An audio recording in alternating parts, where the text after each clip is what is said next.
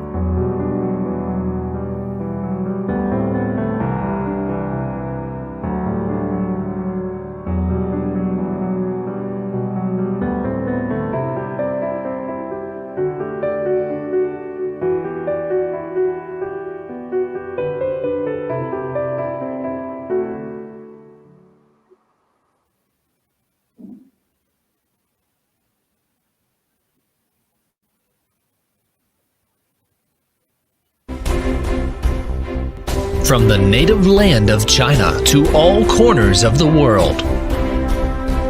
From the seaside to the mountain tops. From the peaceful countryside to the bustling city. JA Solar is dedicated to the great cause of energy transition and innovation, a great journey that never stops.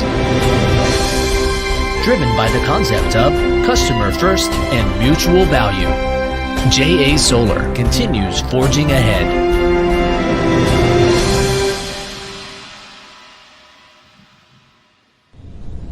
Dreams give us the power to imagine. Reality keeps us grounded, anchored in the present era and focusing on high-quality green development. JA Solar aims to unbundle the majesty of sunlight emanating in the universe and shapes this infinite energy into a road of new greatness by repurposing it for a higher calling. Beginning in 2005 when it was established, accelerating in 2007 when it was listed on the Nasdaq Stock Exchange in the US, and maturing in 2019 when it successfully relisted on the Shenzhen A-Shares Exchange. JA Solar has written a magnificent history through the powerful currents of those times. Throughout this journey, JA Solar has remained true to its sacred mission: develop solar power to benefit the entire human race, standing bravely on the tide and pressing ahead on firm footing. After steadily developing and improving over more than a decade, JA Solar has continued to build and perfect an integrated manufacturing chain covering silicon wafers, cells, modules, and power plants, all in an effort to achieve a vertical integration of manufacturing and marketing service systems, from the front-end products to the back-end power generation solutions. Innovation promotes advancement. Excellence produces miracles. With insight sharpened by the rapid fluctuations in the global PV market and adaptability forged by the ever-changing customer demand, JA Solar consistently gets its teams that are never satisfied to pull together and realize a road to stardom in the PV industry. Consistent quality upgrades, interminable cost reduction efforts, and effective process improvements have been the core of our efforts.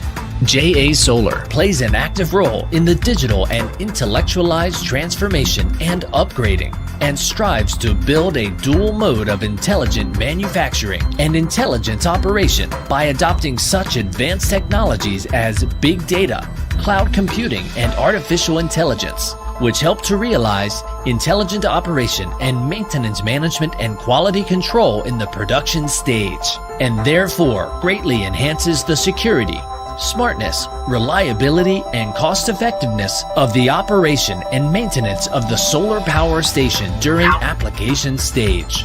On this great journey of bringing grid parity across the PV industry, JA Solar produces premium cells, premium modules, and has developed an independent innovation mechanism by making continuous investment in R&D. By the end of 2019, JA Solar had been issued more than 779 patents based on its leading-edge R&D, maintaining a leading role in driving tremendous development in solar PV technology. On the foundation of leading park cell technology, JA Solar continuously optimizes module types and their component materials in order to keep improving product performance and bring down the overall LCOE for the entire value chain. The next generation of products coming out of R&D are exciting and will further contribute to the industry development. JA Solar's technology roadmap has attached great importance to perfecting the N-type solar cell, whose average conversion efficiency in mass production is estimated to exceed 25% by the end of 2019 fiscal year. JA Solar's cumulative solar module shipments exceeded 45 gigawatts, of which high-efficiency park product has totaled 13 gigawatts, guaranteeing highly reliable components in power plants with different applications, therefore achieving enhanced financial returns for the power station owners. From China to the world, JA Solar is focused on bringing more light and hope to the entire human race, anchored in its foundation to build a road to prosperity within and beyond the borders. For more than 10 years, JA Solar has explored and succeeded to expand the overseas market, establish a global network of support, distribution, and world-class technical service. Presently, JA Solar manages 12 manufacturing sites and over 30 subsidiaries across the globe. Our high-quality products have been sold to more than 120 countries and regions, with overseas shipments accounting for nearly 75% of our overall sales. JA Solar's module shipments rank first class perennially all over the world. JA Solar maintains steady and responsible growth in its global market share. As a reward for its many years of hard work, JA Solar has been on the list of Fortune China 500 and Global Top 500 New Energy Enterprises for many consecutive years. JA Solar has won many awards from respectable international authorities, such as International Leading Brand PV Module Bankability, Global Tier 1 PV Module Supplier, Europe Top Brand PV Modules. These validate JA Solar as the world's leader in the core technology and quality of PV products.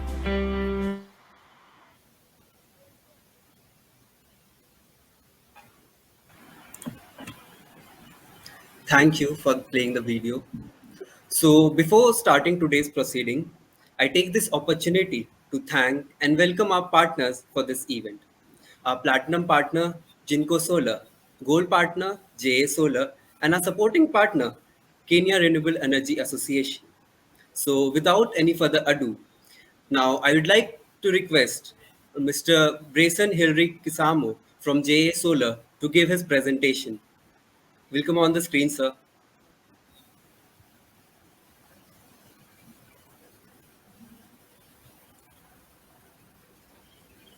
Brayson, sir, can you hear me?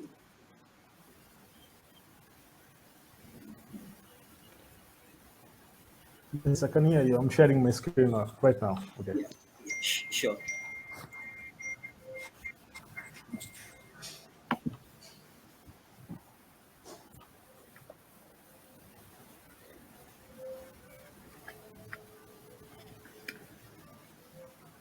I hope now it's clear. Hello? It's now No, okay? No, we can't hear you. Yes, sir. Yes, sir. Now it's visible. Yes, now Your it's screen okay. is- Yes, sir. Okay, You fine. can start with the Okay. presentation. Okay, thanks a lot. First of all, I'm a sales manager at East Africa. I'm currently managing more than 12 countries in the region, and I'm currently based in Arusha, Tanzania. For all, it's my pleasure to be in this platform for the first time. Actually, I really appreciate it. So my for this presentation, the aim of this presentation is to bring the technical challenges of the solar roof East Africa and how GA Solar solution. So I'll start my presentation as follows. So on introduction, as we know that East Africa is the second largest regional in terms of the economic and growing. And that know that the population is growing as well as the economy is growing, the population also will keep increasing in the region. Recently, the population in East Africa is ranging 205 million people living this East African region. So due to that fact, also the population keeps increasing day by day, and also the demand for electricity keeps increasing. As you know that in East African region, the renewable awareness was being started in 2013. It's where that this government started establishing the region. So that improving the awareness of the people that lead to have this kind of awareness of the solar energy in the region. So in 2015, the East African Center and the energy efficiency was being established so that to support the implementation and the monitoring of the region strategy renewable energy. So this leads to improving awareness of the people in the region about the solar energy. As you can see now, in 2020, the renewable electricity accounted for approximately 65% of the region. So it shows awareness about the solar energy. Despite the fact people they have awareness and now they start using solar energy, also there are challenges addressed. So before addressing those technical challenges, I'll introduce you a bit about JA as what okay. JA is a leader in solar PV industry. As the video explained that JA was in 2005, been listed consecutive years in Fortune China. We are now winning the global marketing share. We have above 11. We are the one that's having great turnover, 3.7 billion turnover. Up to now, we have more than 73 gigawatts been accumulated up to this year. So we have more than 33,000 customers worldwide. We have more than 12 manufacturer based in China. So our business actually offers sales modules and the power plantations. From that, due to the fact that we providing we cover all the marketing segment, that is, we providing commercial, industrial. We also providing some residential or rooftopping. That is a brief about JA. Let's move to another slide, which actually explaining that we are the top manufacturer of high performance PV product. It means that we have won more than 8 years, consecutive years for sales manufacturing. So apart from wafer production, we have sales and the modules production. So that's the capacity that we normally do and above that. As I explained before, we are the leader in technology. We are among the top 3 companies in terms of the technology. We are the leading in sales technology. We are the leading in sales mass production and shipping for the 8 consecutive years. We are the first to supply PID resistance modules. We are the first provider of the 50% modules of the face-to-face of China front runner. We have the first company to use gallium nitride waffles technology in our models. So that is show that we are the technology leader innovation in the world globally. That is a brief about JA. Apart from this presentation, I will share to you the final company details, which will have a lot of more details regarding the challenges which facing East African solar roofing is access to the finance and affordability. The access to finance is really a challenge to penetrate the market. As you know that local banks are providing high interest rates that is between 15 to 25%, which limits for the individuals to buy solar. Another is the after sales service. Most of the company after the installation, they don't provide any technical support, which actually kills the brand and actually that particular brand and market. Another, it's legal and the regulation of the governments, which limits some independence providers to invest in. See in my country, Tanzania, TANESCO actually is one who monopoly the sector, so actually limits a lot of independent power provider to survive, and some of them they already offices here in Tanzania. This is due to the fact that the government want to monopolize the sector itself. Another challenge is about the product and the product standardization and quality.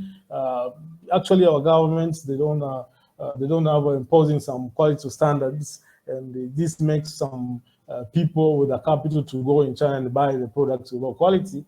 At the end of the day, which affects and increasing the low standard products in the market. And the lastly challenge is about the spacing. Yes, spacing, especially for the commercial projects, it's an actually affect So how JA Solar will providing a solutions. So JA Solar will provide a solution based on the following. Actually, we have our three key unique. See, we have a vacuum cell technology. The vacuum cell technology is a high cell technology which improve the capturing of solar energy. So that is the number one. Another, we have wafer size upgraded. Actually, our size of wafer is more upgraded. It's a 183 millimeter, which actually efficiency. Another, it's gallium droplet wafer technology. Another, it is 11 pass bar technology. Another, it's a half cut technology. As you know, half cut technology, it means the cells, it is being divided into two. So it means reduce the resistance and actually increase the efficiency. And again, we have high reliable. It means our model is more in terms of the African content that the transportation is one of the difficulties issue, but our panel is more resistance to reduce the micro during the station of the panels. Apart from that, also we have high efficiency models that we put in mass production in Q3 last year. These models, the high efficiency models, it's come with a low levelized cost of the energy. As you know, low levelized cost of the energy. This is a cost. It is a power produced over a life period of time. So all of this making it to be the leading factor. Apart from that, we have also excellent temperature dependence performance. We have load shedding effects.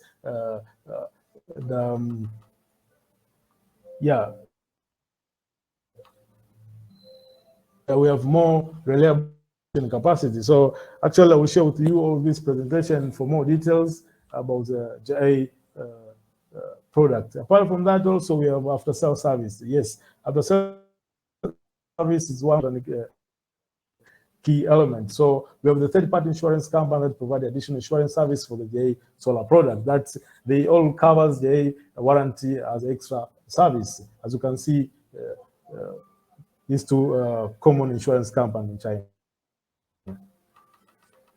And also, we have international credentials, as you see, Intercheck, MC, JET, and others. So it shows that JH is one of the best international companies. Apart from that, we have won TP brand seal consecutive years, as you can see there.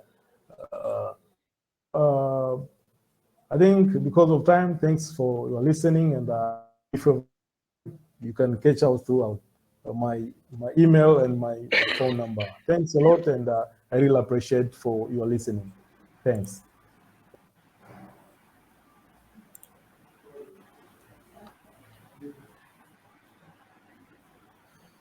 Thank you, sir, for this wonderful presentation. Now moving forward with our second presentation by Mr.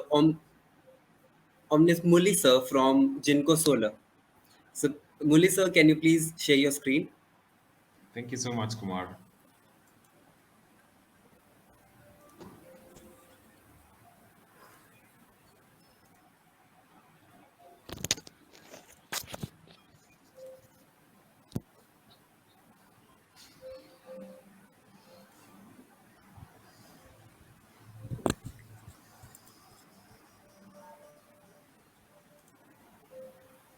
Is it up and running, Kumar, from your end? Yes, sir. You can continue. Thank you so much. Good morning, good afternoon, everyone. My name is Onesimus Muli. I'm here to represent Jinko Solar. Briefly, I will just give an introduction about Jinko Solar. So Jinko Solar is OEM with our HQ in China. We manufacture PV panels, PV modules, and we also have storage solutions at the ESS.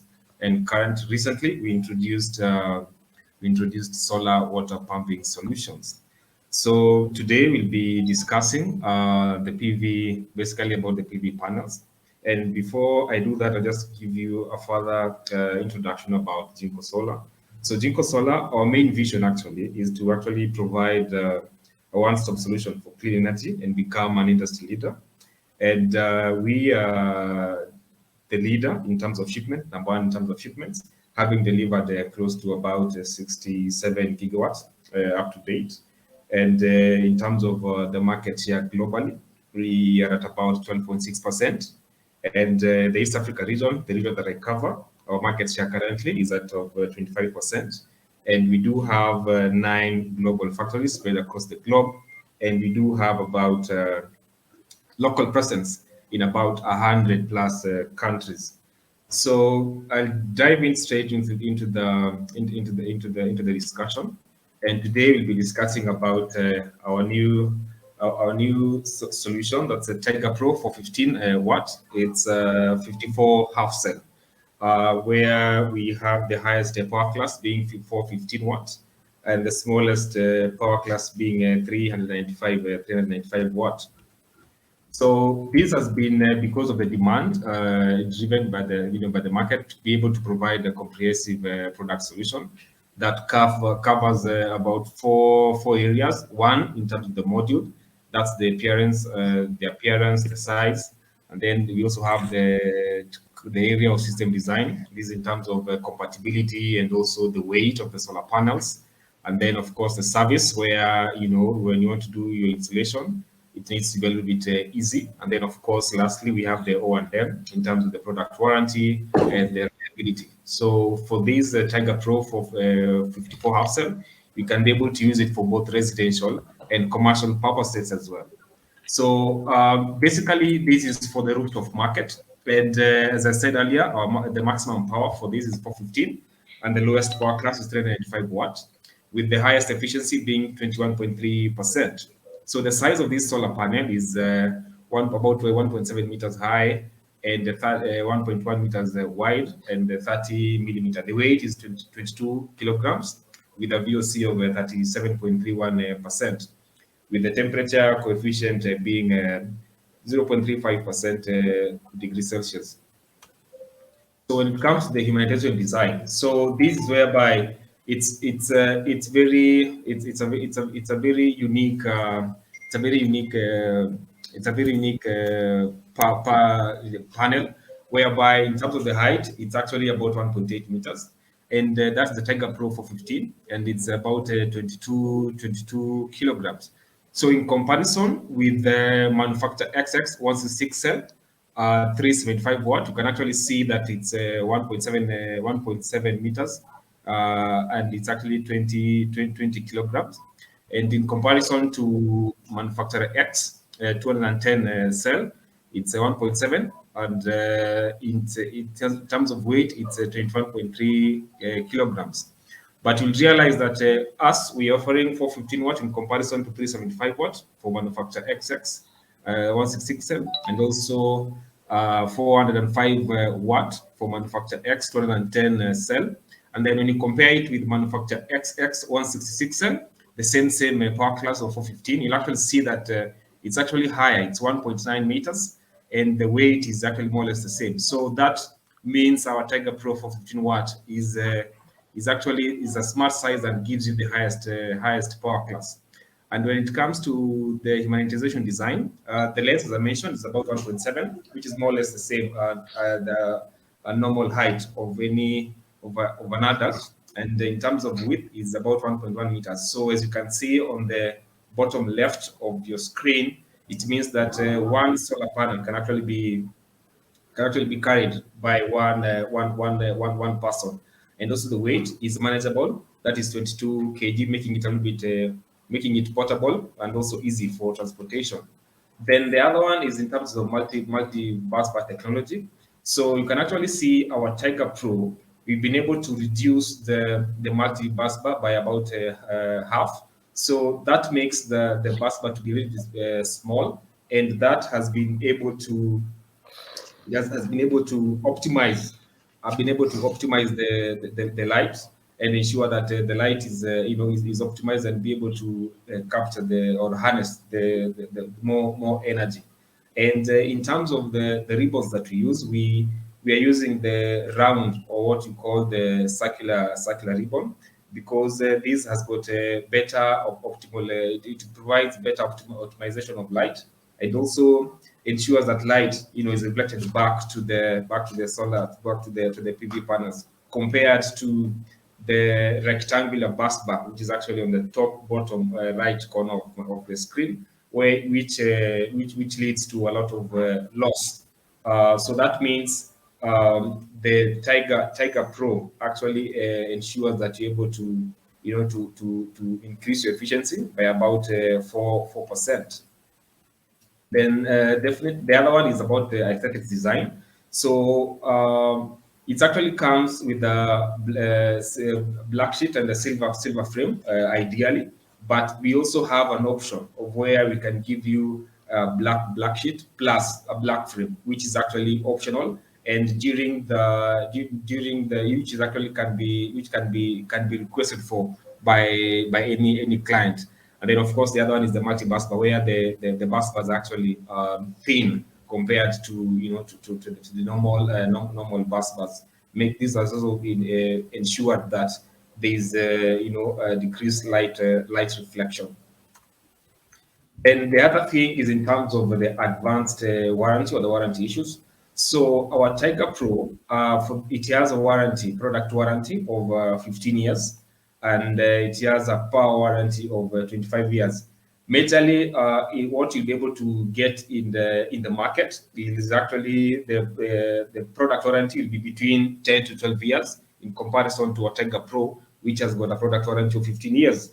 And when it comes to the power warranty, most of them will actually find that they're actually giving you 20 years, but what we have for our Tiger Pro is 25 years. And in terms of degradation, actually for the first year, is actually less than 2%. But what you will actually be able to get in the market is actually 2.5% for the first 2 years. Then after that, the linear degradation for Tiger Pro is actually about 0.55% annually. And what you'll be able to get in the market in comparison to our Tiger Pro is actually 0.6%. So this means the Tiger Pro is highly, it's very powerful. And in terms of warranty, you're able to get more more warranty years for both the product and also the power warranty as well. So as mentioned earlier, in terms of the applications, can actually be used for both, residential, number one, and then also number two is the C&I roofing. And one unique thing is that because of its small size, it can actually it ensures that if you're roofing, if you're using it in the C&I, and if your roof has the chimneys, then it makes it easier for you as the installer to be able to maneuver around the chimneys, as you can actually see on the top on the bottom of the bottom right of the screen. Then the other one, of course, is in terms of if you're going to do the roof mounting or the ground mounting. But since today we are discussing about the roof mounting, so here we're just going to demonstrate about using our Tiger Pro, and we are going to use probably showcase using 8.5 kilowatt, just to showcase to you that how our Tiger Pro will ensure that you're able to save your roofing space, and also in terms of shading as well. So on the first picture, you will actually see that our Tiger Pro is be able to you're going to use, for you to be able to achieve 8.5 kilowatt, you actually need 20 pieces of our Tiger Pro for 15, and the area coverage of the roof is going to be 39 square meters, and the weight that is going to be there is about 440 kgs.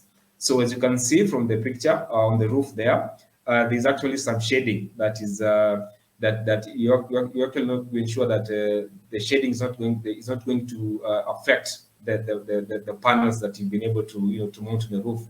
Then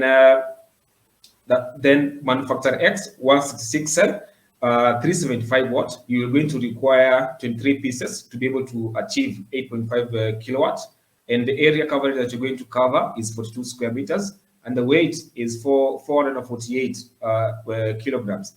Then, as you can actually see, because you're using 23 pieces, then it means some of the solar panels actually going to be covered by the shading of the tree. So that means you're not going to get maximum output of your PV panels. Then, thirdly, we do have manufacturer XX 210 cell with 405 watt that so for you to be able to achieve 8.5, you will require 21 pieces. So the area coverage is going to be 40 square meters, and the weight is actually going to be 447.3 kilograms.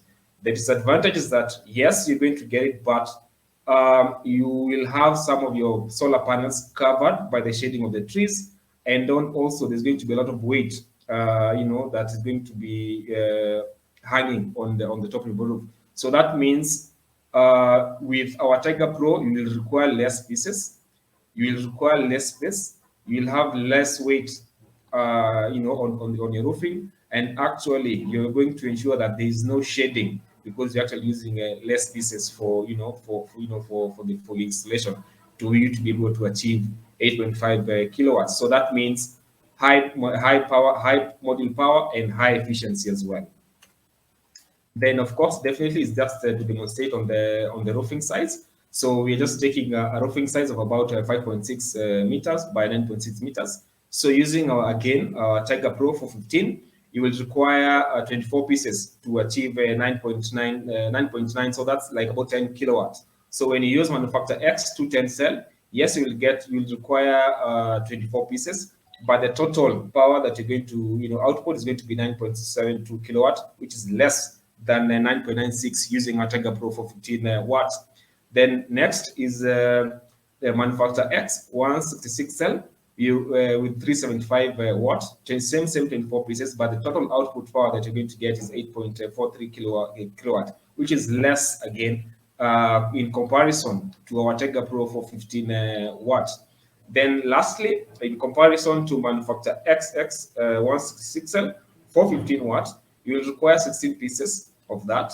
And then the total power output that you're going to get is 6.6 kilowatt, which is again less than our Tiger Pro 415. So that shows you when you're actually looking for for your roofing solution, then the Tiger Pro 415 is actually the ideal solution for you. Then lastly, of course, you're discussing about the saving on on your transportation. So with our Tiger Pro for 15 watts in a one 40 feet container, you're actually going to have 910 pieces, and the total power that you're going to have in that container is 377 kilowatt. When you compare that with the manufacturer X 166 cell 375 watt, you're actually going to get 780 pieces in that container, and the power that you're going to get is 292.5 kilowatts. So that means there's a difference of about 29%, which is quite huge, in comparison to, to what you're going to get. So that means you're going to get more, with our Tiger Pro, you're actually going to get more power and in 1 foot container. And then that means also in terms of logistics cost, you're going to save a lot of logistics costs. Then on thirdly or finally, we do have, in terms of packaging, we do have an N-shaped packaging for our modules in the container. This just to ensure that if you're transporting to off-road areas, the panels are not going to be, they're not going to be distorted, basically during the transportation on the off-road. So that means by the time the way the panels have been packed, once they leave the factory, you're going to find them with no brokerages at all. Whether by the time they get to the site, even if you're transporting them by road on the off-road areas. Then in terms of compatibility with the inverters that are there in the market, we can actually, our Tiger Pro is the ICS is 14.01. So that means it's compatible with most of the inverters that we do have. If you're going to connect them in parallel. So ours is going to be if you go in parallel, is going to be, that's going to be 28. That's still within the range of the current the inverters that are there. That's 15 amperes. And then if you compare our Tiger Pro with the manufacturer X 210 cell, it has the ICS is about 17, 18 amperes. So that means if you're going to connect in parallel, that's going to be about 34 or 36 amperes. So which is not going to be compatible actually with most of the inverters that are there in the market. So that means that our Tiger Pro 415 is actually within the range of the inverters that are currently there in the market. Thank you so much. And that brings the end of my discussion.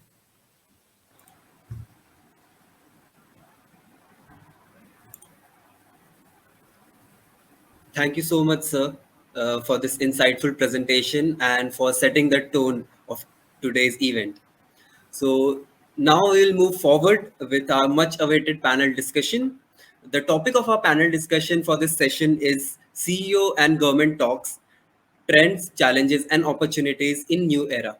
And in our elite panel, we have Mr. Heather Kumkai from JA Solar, Mr. Sami Borothi, Jinko Solar, Ms. Susan Chiari, Ecoligo, Ms. Varinga Matendi from Village Energy, Mr. Simplis from NG Energy Access, Mr. Munif Metzji from DPA, and Mr. Onyas Muli from Jinko Solar. So the discussion will be led by Mr. Andrew Amadi from Kenya Renewable Energy Association. So before handing over to Mr. Andrew, sir, I would like to make a small announcement for all our attendees. If you have any question during the discussion, please post them in the Q&A box. Our panelists will take those questions at the end of the discussion. Now, I would like to hand over to Andrew, sir. Over to you, Andrew, sir. Okay, thank you very much, Mr. Kumar, and welcome to this panel discussion where we are going to go a little bit deeper into the topic of rooftop solar and opportunities. And it is a great honor and privilege to be in company of such leading experts in the sector and to be having this discussion that I think this is really the time that we need to be fully engaged and to be asking these questions and seeing how we can be able to identify and scale up the opportunities. I think maybe to get us started, we can probably start a little bit on the policy framework or the matters related with the policies, the incentives, the schemes, and where maybe it is applicable, the government subsidies that are being used to drive up the uptake of rooftop solar and also to see what else is required. So maybe to get us started, because I see we have a variety of representation from the East African area, and perhaps I would start by framing the question to representatives or from the Kenyan sector. Maybe Mr. Onesmus Muli, if you would like, now that from your presentation you mentioned a lot of the activities that have been going on with Jinko Solar and in Kenya, what enabling policies would you say have made it possible or have been a barrier to the development of rooftop solar in Kenya? Thanks so much, Andrew. So I'll be able to tackle that question in two parts.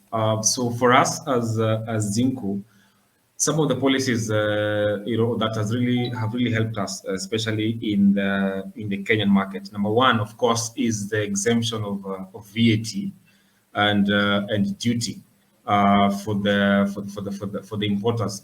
So this has really helped us so much because it has significantly lowered the costs of projects through the EPCs that we do have, and also the distributors that our partners that we do have across Kenya and also across the East African region.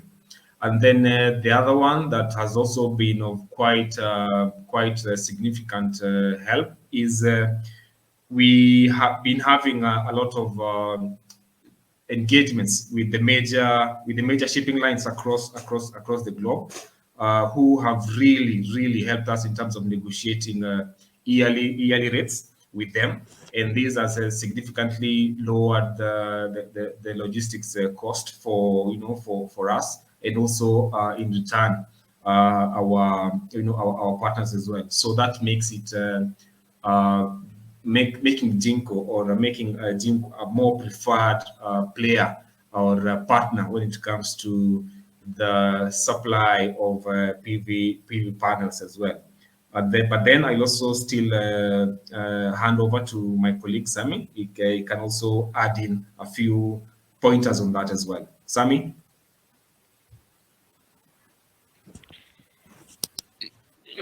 So thank you so much, and I'm delighted to be in this panel just to share my views on issues to do with policy within the East African market that would accelerate the growth of rooftop solar projects.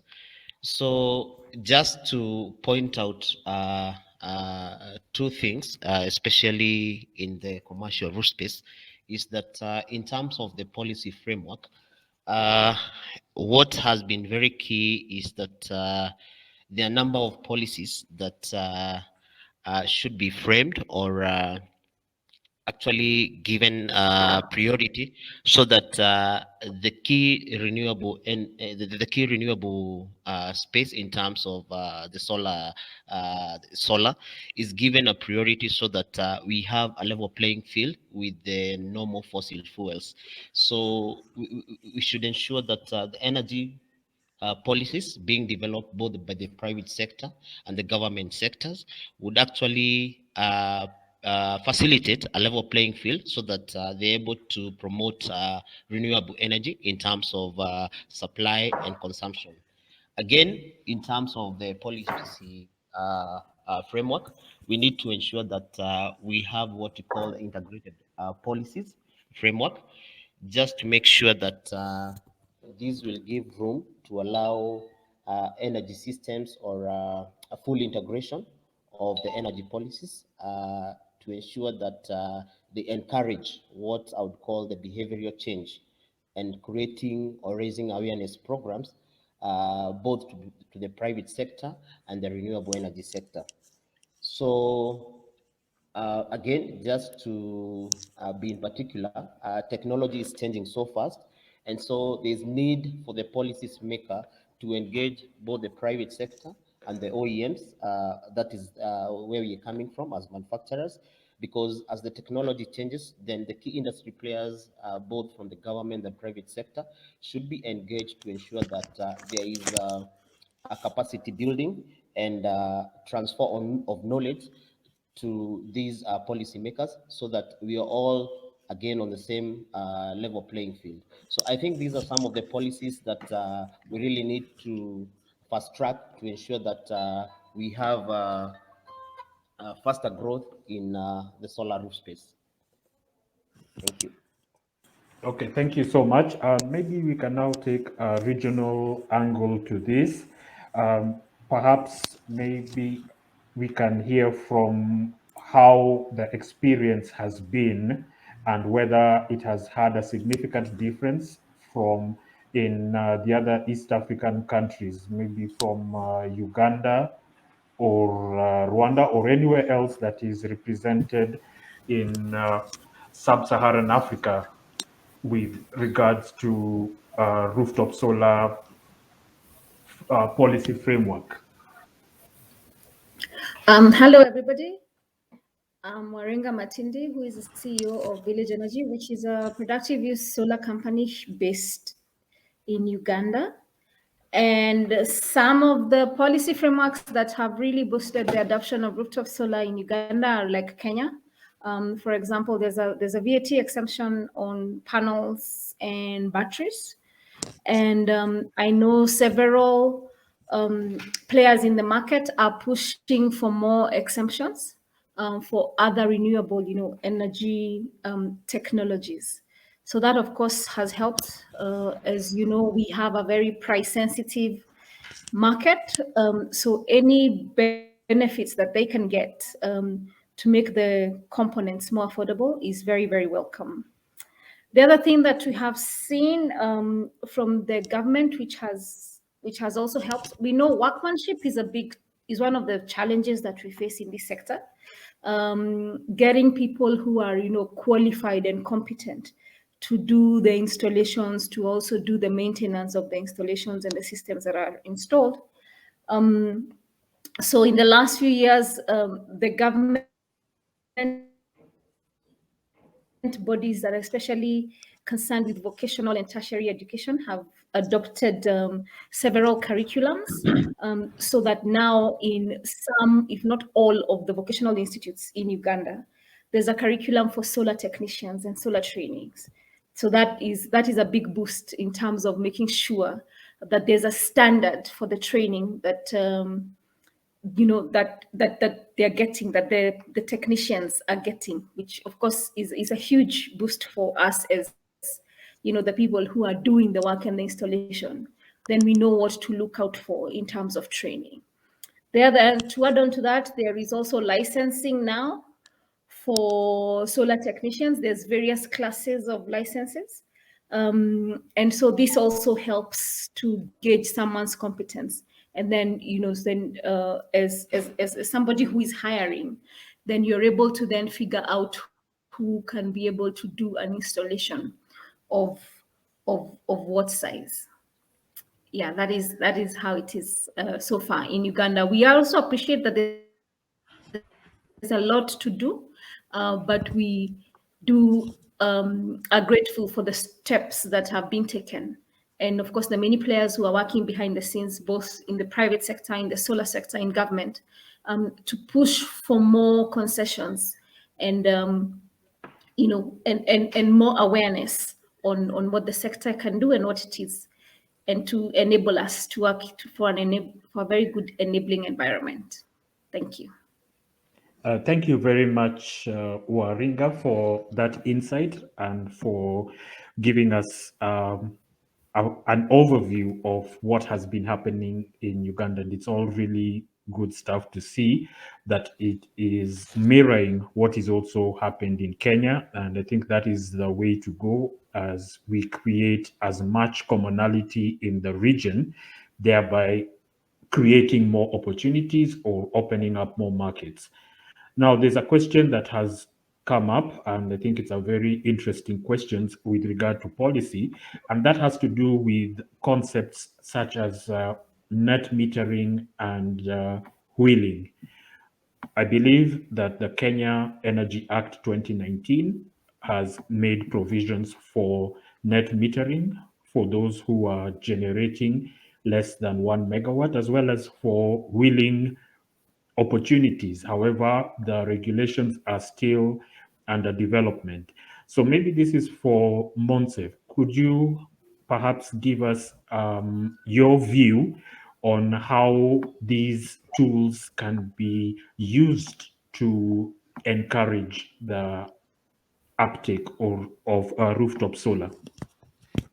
Perhaps also maybe for the benefit, I think most people will be aware of what these are, but you could also explain a little bit what net metering and wheeling actually mean. Thank you very much, Mr. Andrew. Thank you. Actually, net metering is basically the difference between what the system is generating or producing as power and what the premises or the consumer is consuming for his own power needs. So sometimes, I mean, the system, let's say during the daytime and when it is sunny, the system is producing quite much power, and the load and the consumption of the house or the premises in general is less than what it is produced. So which means that there is an excess of power which should be injected into the grid. So if there is net metering, it means that it is allowed to inject that excess of power into the grid, and the off-taker should be by somehow compensated for or credited for that excess of power which is injected to the grid. Unfortunately, to my information, in Kenya, it is still forbidden, or it is not allowed to inject excess of power generated or produced by the solar system into the grid. And actually, in certain cases, the system is not stopping the excess of power within the system itself, and it is injected in the KPLC grid network. So the off-taker will be charged for that. He will get invoiced, I mean, for the excess of power that he is injecting to the grid instead of the opposite. So in order to encourage the growth of the rooftop systems, or in general, I mean, in the solar systems in general, so I think that the net metering is a must by somehow. It is applied in many countries, especially in North Africa. I know that consumers are having the right to inject power into the power utility network, and they are credited for that, or they are compensated for that. So I hope that EPRA here in Kenya, they should look into that perspective, because it will really boost, I mean, the growth of the solar energy in general. When it comes to the wheeling is basically when you are transporting the power from the production plant to the consumption place. So for example, if the production plant is placed quite far away from the place where it is supposed to be consumed, so the transmission network of KPLC could be used to wheel that power generated by the solar equipment into the place where it will be consumed.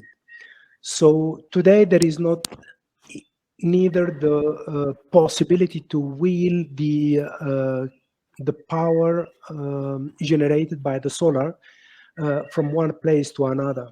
And that is another obstacle, as I see it, when it comes to the growth of the rooftop solutions. Because let's say that in your premises, let's say in a building A, you have a high load and high consumption of power. However, the roof space that you are having on your own building is not really enough, or it is um, having a lot of obstacles in order to deploy the solar panels.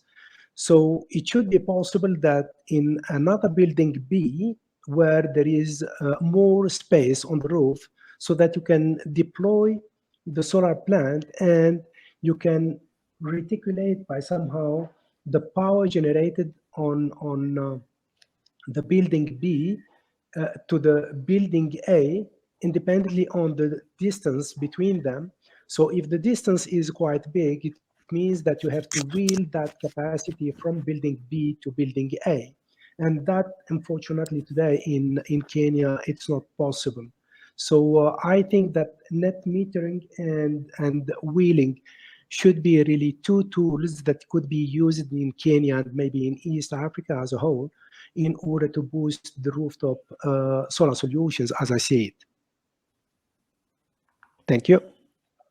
Yes, thank you very much. I think that gives some very good insight and direction in where this can happen. I believe EPRA are already working on the draft regulations, and it will be very interesting to see how this will develop and how it will open up opportunities.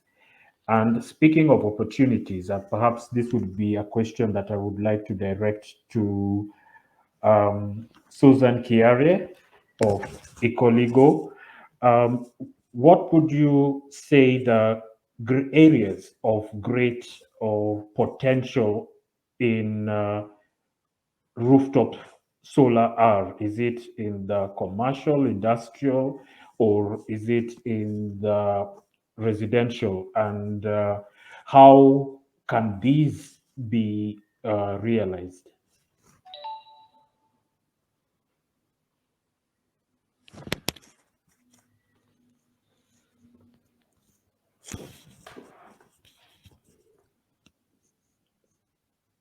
Sorry, it seems I can't hear you, Susan.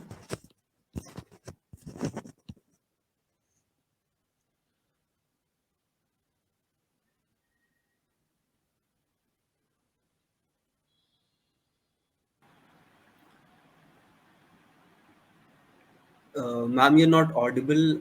I don't know.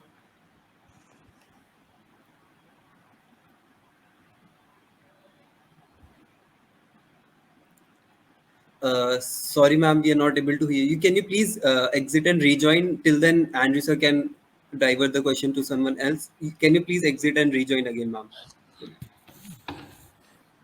Thank you. Okay, as we wait for Susan to join back, maybe I'll direct the question back to Waringa, and maybe you can be able to also give us a little bit of insight on how you transitioned from doing solar home systems to rooftop solar. What was the lesson? What was the incentive? What created this shift? And how can this probably be replicated either by other companies, or how can this apply to those who are interested in joining the opportunity of rooftop solar? Okay, thank you, Andrew. Let me just get into a brief history about Village Energy. So Village Energy was founded by roommates Roy and Abu Bakr in 2009. And their vision for starting the company was to start a solar factory in Uganda. And they realized that that was not going to be possible. So they still were interested in working in the solar space. And the entry point then for Village Energy was mostly home systems. And between 2009 and 2015, Village Energy was doing distribution and assembling of solar home systems. But then there would get,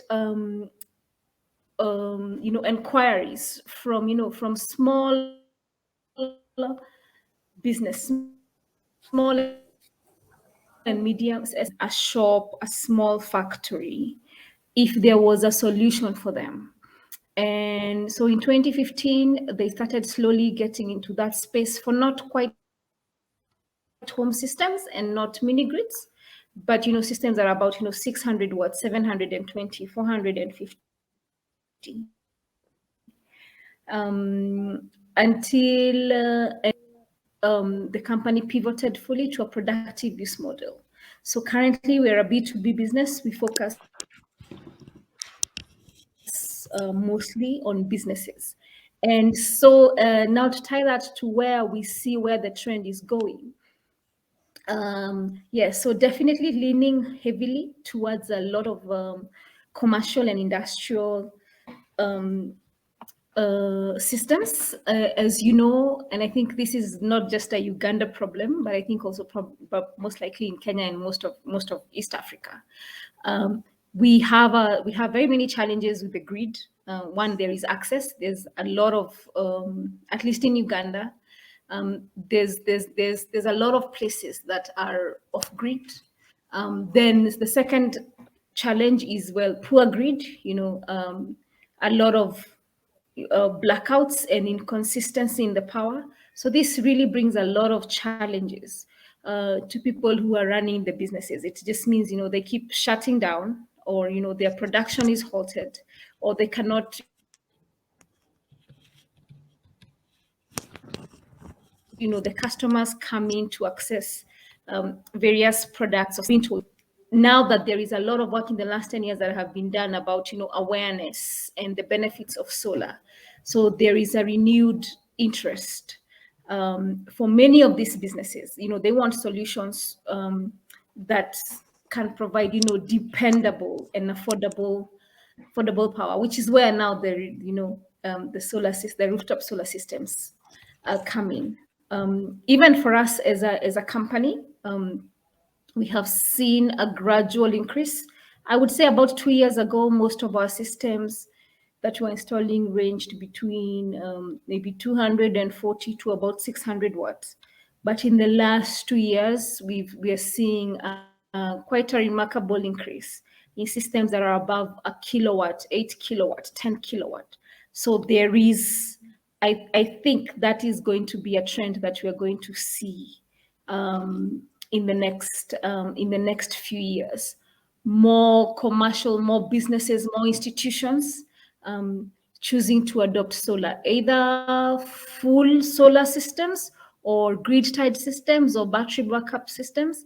I think that is where there's a lot of opportunity there, and it's going to be interesting to see how that trend gets fully adopted by companies and by businesses and institutions across East Africa. Thank you very much, Waringa. Always very good to hear from how companies have been able to transition and pivot. I think the same situation is also being realized in Kenya, that as much as initially solar has been driven by access, but it reaches a point where now it is being driven by the productive use of energy. So if Susan is back online, maybe Susan, you can also help us to move forward this discussion. What are the opportunity areas for scaling up? Where do you see the demand coming from? What are the customers asking for? Is it about the reliability, cost?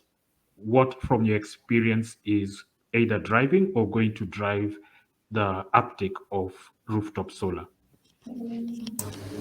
Okay, so I hope I'm audible now. Let me know if you can hear me. Yes, can hear you loud and clear. Thank you. Great, thank you once again. Apologies for the small hitch. Yes, just to allude on that, we're actually getting a lot of requests in both the commercial and industrial sector and businesses. And I will say that great demand of solar PV solutions is coming from the different sectors and the different industries, be it agricultural, the horticulture, because most of our customers come from the flower farms wanting to manage their energy costs. And we're actually having a lot of requests as well from the hospitality industry, a lot from the manufacturing industry. So I will say from both the commercial and industrial sectors, we are getting a lot of requests on, solar PV solutions.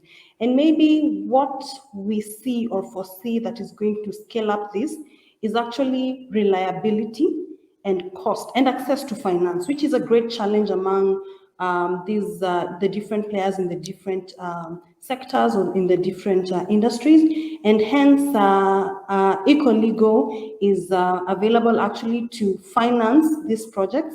And we offer solar as a service contract on either PPA or lease. And I will say main challenge we are seeing actually is just availability of funds.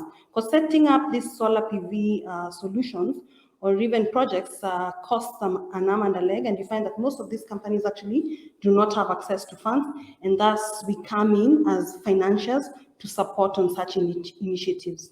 Thank you. Thank you very much, Susan, for that. It's really good to know that there are solutions and that users are demanding reliability and affordability. And speaking of affordability, and the barriers in or the obstacles in seeking financing for rooftop solar projects. And maybe I'll direct this question to Simplis Ephraim, who is head of finance at Energy Access. Perhaps you can be able to shed light. Why is it still a challenge for financing, considering, for example, for industries that they are already paying a high cost, whether it is a combination of buying from the national grid or if they are having to run a diesel generator during the day. There seem to be significant cost savings that can be accrued by switching to rooftop solar. Why is this still a barrier and how can this be overcome? Yeah, so financing is a huge barrier, I think, for all segments, from the higher end to the low end, and mainly because I mean most of the players currently are expecting to be financed by foreign fund providers. So the local banks and local financiers are not yet conversant with the sector enough to be able to offer the financing for the roof solar projects. So you could see in most companies, most projects that are run in Tanzania, for instance, I think over 80% of the finances are expected from global investment funds or global lenders, and that comes with significant high expectation, higher rates, and at the end, it makes the product a bit expensive to match with what the market is expecting. So that is the biggest challenge. And then comparing to the existing solutions like generators and grid connection, I think still we're seeing that the solar project, especially those projects that needs storage capacity, is still on an expensive end. So we haven't yet. I mean, if you compare the alternative solutions, still the solar option is a bit expensive, and that acts as a bigger barrier because most companies or individuals that needs solar for productive use will need storage capacity to go with the solar panels, and combining those two makes the whole system very expensive, and if there is no financing to go along with that, it becomes a huge barrier. So Tanzania as a country has tried to tackle this by introducing a Microfinance Act that tries to address and sort of align the whole sector on how companies can finance customers. And I think over time we will see a lot of alignment and a lot of red caping to make sure that customer get as affordable offers as possible when it comes to financing. And I think moving forward, we might see the cost of financing go lower and lower, and as a result, we will see an uptick in customers opting for productive use solar, as opposing to a few generators, a few and other means of generating energy. Yeah, so I think that is a big barrier, and especially looking at the Tanzania market. Thank you so much, Simplis.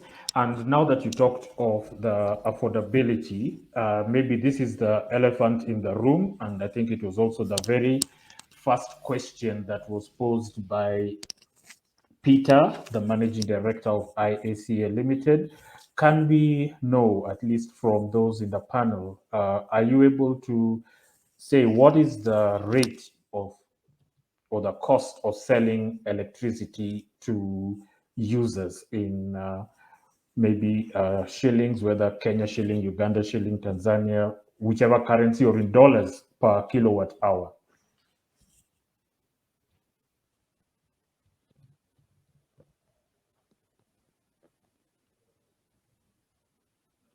Is anybody brave enough to answer that question?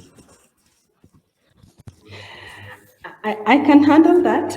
Let me answer that. So, in terms of affordability and reliability of the systems, it all also depends on the size of the system that maybe the customer wants, and we're seeing prices actually rating on an average of around 10 USD cents and going even lower, just depending again on the size of the system and.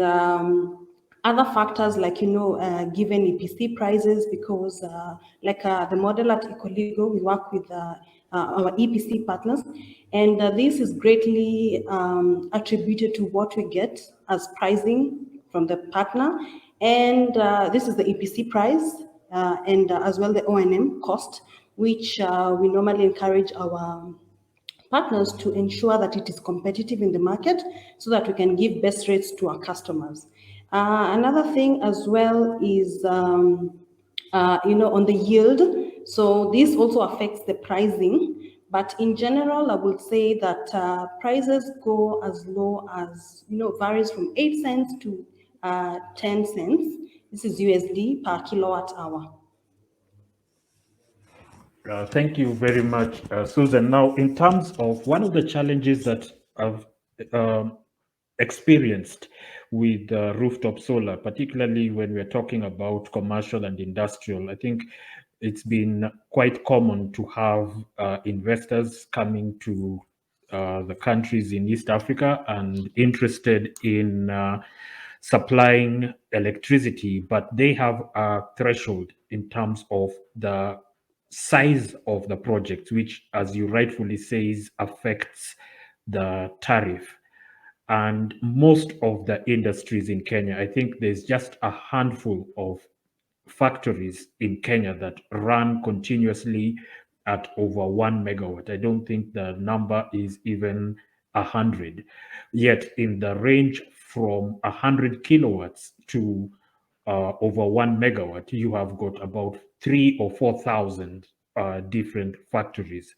So the fact that projects are very small makes them unattractive as individual investments and also affects the economies of scale. Would there be benefit in integration of these projects so that instead of developing just one per factory, maybe do it per sector? Maybe if you did a consolidation of say, the tea factories in Kenya, then you could easily have over 50 megawatts, and that could potentially reduce the cost. Is that something that you think can be able to help with both increasing and defining the scope or the size of the market, as well as reducing the costs and increasing the investment opportunities for developers? I think this is also open to the other solution providers. Would it be more attractive if you got a proposal of 50 megawatts distributed or consolidated from a large number of industries than the single industry approach?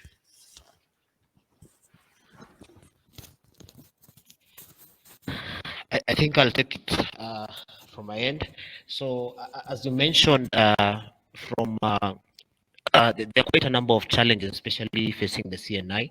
And as you mentioned, one of them is the scope in terms of how big is the project, and from the other end, how much is the small SMEs or the small medium factories able to consume at that time. Because we have seen a situation whereby, yes, a plant would require, say, probably 200 kilowatts, but during the day, they're not consuming that power. So what happens is that there's a situation whereby they're generating excess power and they have nowhere to take. And again, the issue of net metering comes in. So yes, what you mentioned could be a possible solution in terms of consolidating these big consumers in terms of power energy. But again, just to highlight is that if you take an example of the KTDA or the Kenya Tea Developers, this is more of a government entity. And so there has always been a gap between factories or corporates that are fully managed by the government and the private sector. So I think what is most important at this stage is to engage both the private sector or the small SMEs and the government sectors so that they're able to agree, because each consumer or each factory would need this power at different times. Say we have factories that would run 24 hours, and some would only run during the day. And then the issue of the tariff comes in. So the tariff for most private firms is not very conducive. So I think it's an issue that we need to engage all the stakeholders, both from the government and the private sector, then they can come up with a clear policy framework. Thank you. Okay, thank you so much for that response. And I think there's still a question here from Troy Barry from Aria Energy Holdings, which was directed to Brayson, that most of the PV panel specs, they seem the same. And what's the most important specs to compare in terms of production? What output should one be looking at? Not just the peak production, but also the low angle, lifetime, etc. What common basis would you recommend or would you suggest people use so that they can know exactly what they are paying for?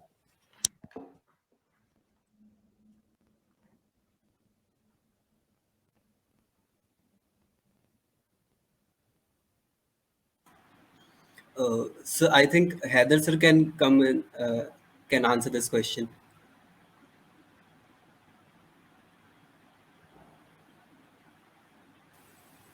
I think I can just partly answer that.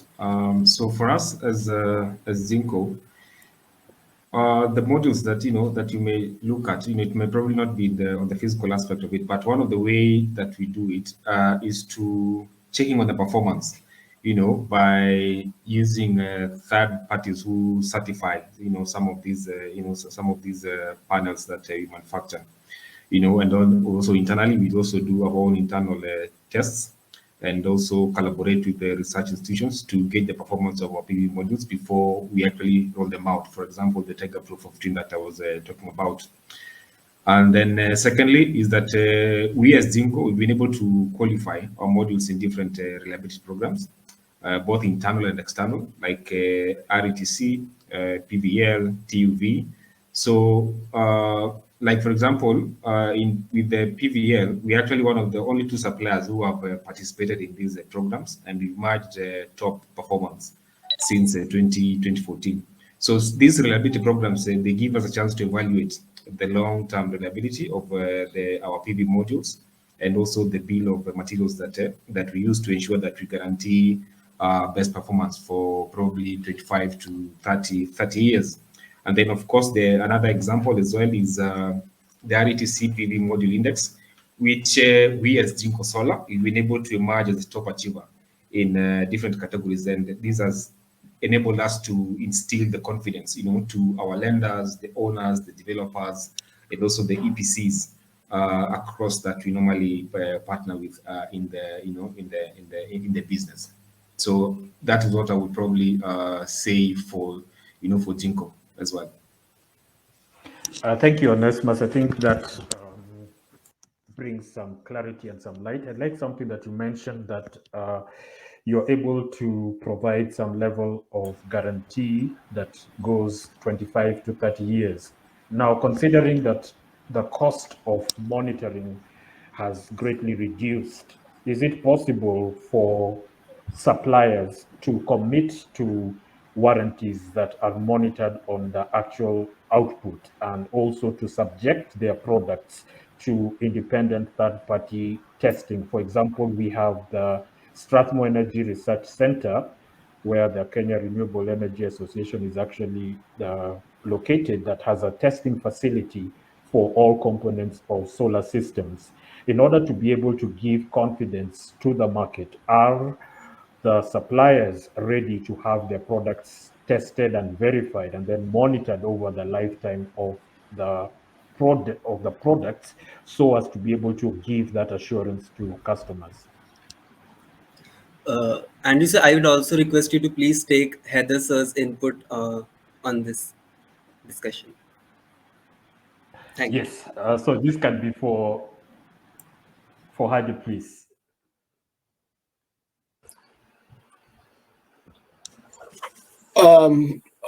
First of all, hi, good morning, everyone. First of all, I think there's many things to comment on.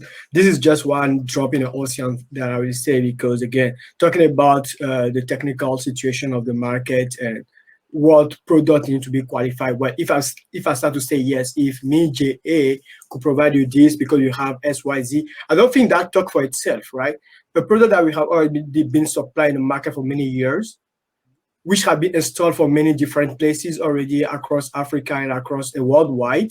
I think we close over 75 gigawatt already supplied. So I think there's a level of commitment in terms of quality. Obviously, you have a third-party international parties such as PVLA, TUV, RETC, SYZ, who do such type of checking every year. That is known by everyone. But still, one of the things that I want to mention here, apart of the technical parts of the business, is as of today, there's what we call degradation. That's one of the main challenges, and what we call choice of selection, because we have seen that certain manufacturer may be tempted to go for low quality product to add in the production, because the question is not about the data sheet that you have in front of you. The problem is not about the guarantee that I'm proposing to you. The problem is about what I'm using during my production. That's what it's about.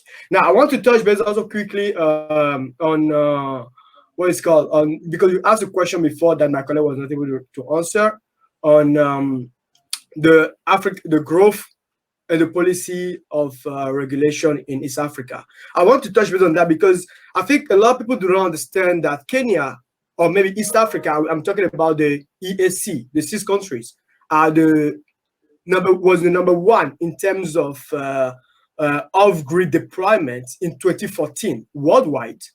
So they have more than half of investments going to off-grid market. So it's important to understand that this did not start yesterday. If I recall, based on the data, we can see that the first Get Fit program of Africa has been done in Uganda, successful, 10 megawatts, right? We also can say, in 2015, for instance, the first act of the Kenyan government, without forgetting that in 2009, we have a massive push toward the VAT. And in year 2000, actually it started in 2000, when Kenya has pushed for 5% import reduction on import duty, right? So, and I think on the year 70s, the government of East Africa has made a kind of joint effort toward hybridization of the remote decentralized station, and then open a feed scheme as well on the year 2008. So there's a lot of things which has been done by government in terms of energy, of course, and now I mean in terms of energy, and also in terms of policy. Now, I want to also touch base on a couple of points regarding the financing. Well, everyone used to say finance is a problem. Obviously, I never think that finance is a problem, because if you look at the numbers of angel investors, venture capitalists, incubator program in East Africa, they are actually massive, to be honest. Maybe the cost of financing can be the problem. Now, the cost of financing often help for what? To reduce the cost of the LCOE, leverage cost of electricity. Now, let's go back a little bit.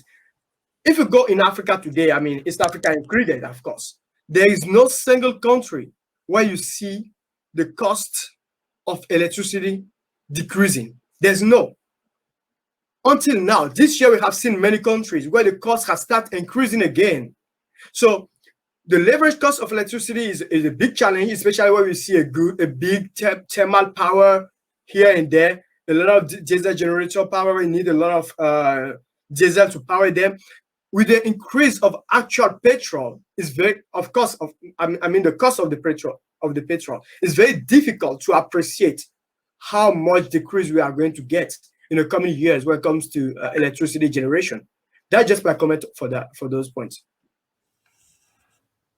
Okay, thank you so much for the comments. I think we have come to the time. I think we've been able to cover a lot of the ground in terms of both the questions that were asked, and maybe just to quickly answer some of the questions. There's a question by Peter Gethako on the 10 cents per kilowatt hour and how it compares to KPLC. KPLC, depending on the tariff, will range from about 12 to 14 cents for the large commercial, and as high as 20 to 22 cents for the domestic and the small commercial. In terms of the situation or the picture for residential markets in Kenya, especially in the rural area, there is a lot of interest, as has been mentioned. Off-grid solar has been driven a lot by the rural areas in Kenya, and there's still interest even from people who are on the grid but want more reliable electricity, as was mentioned by Village Energy. So I think at this point, I hope that we've been able to cover the topics exhaustively, and we'll now hand back to Anand to take us through to the next session. Thank you. Thank you very much, all our esteemed panelists, for this wonderful session, and a very special thanks to Andrew sir for superbly managing this session. So the show is not over yet. We are taking a short networking break, and we'll be back with another exciting session on the topic Tech Advancements Constructing Profitable Projects. Till then, explore our exhibition launch, network with your peers, and join our sponsors on the networking table. Thank you. See you in a while. Thank you.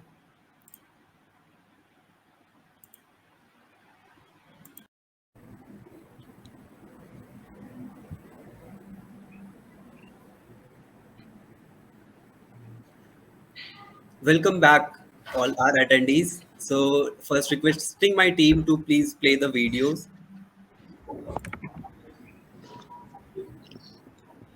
Where energy systems around the world are undergoing fundamental changes.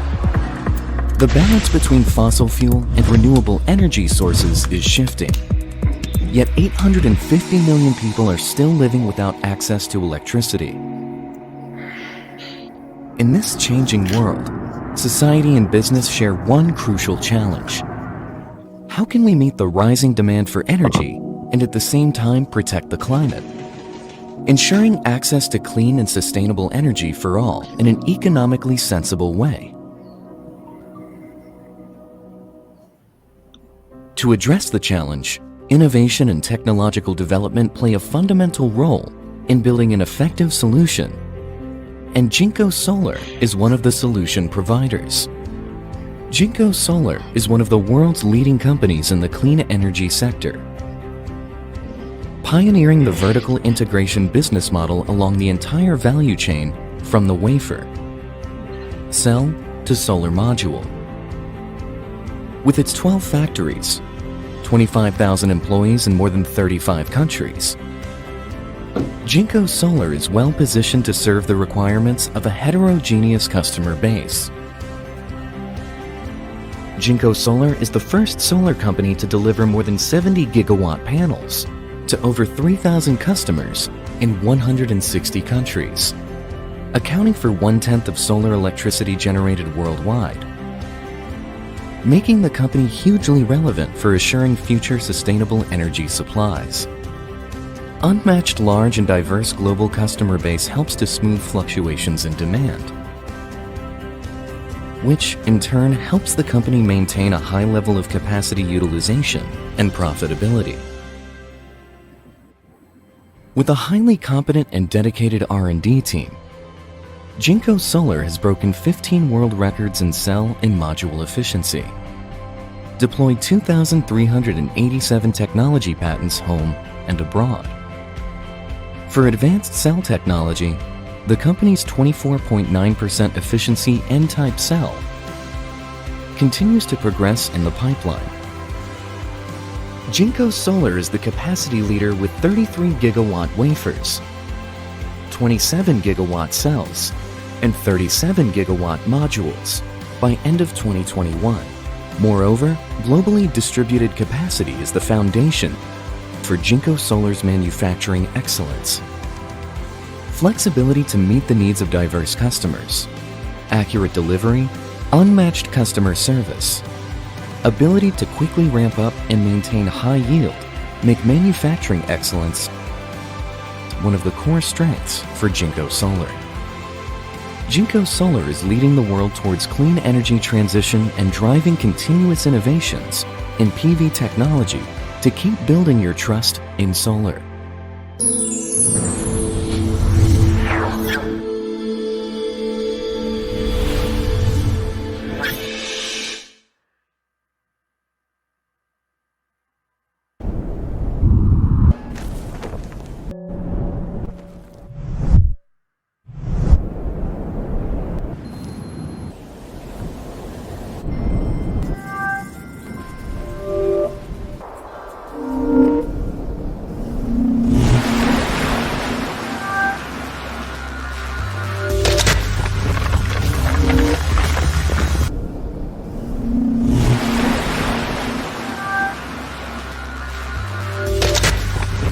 Imagine a future where the Earth is solely powered by sustainable energy. Imagine a future where electricity is zero cost, zero emission, reliable, and accessible to everyone, everywhere. Imagine what it will be like when each roof and each building is a solar plant that can generate, consume, manage, and trade electricity through the grid and internet. It has always been Jinko Solar's mission to change the energy portfolio and take responsibility of the future. Since its opening in 2006, Jinko Solar has become a leader in innovation and the largest manufacturer in the PV industry. Jinko Solar is a vertically integrated photovoltaic company with a wide-ranging product portfolio from solar wafer, cells, and modules through complete systems for private, industrial, and commercial utility installations and on up to turnkey solar power plants. Our steady volume growth, progressively broad product portfolio, financial strength, growing internationalization, and development of new technologies are key advantages for Jinko Solar.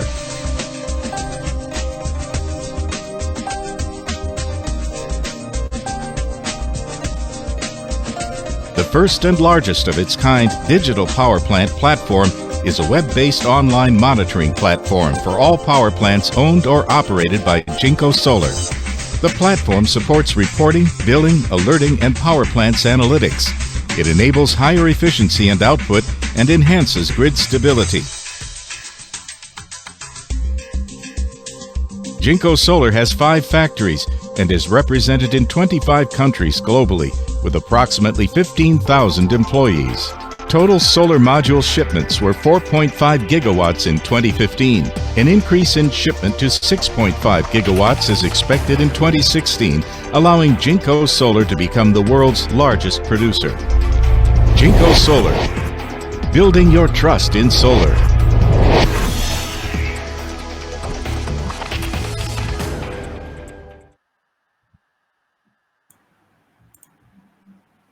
Thank you.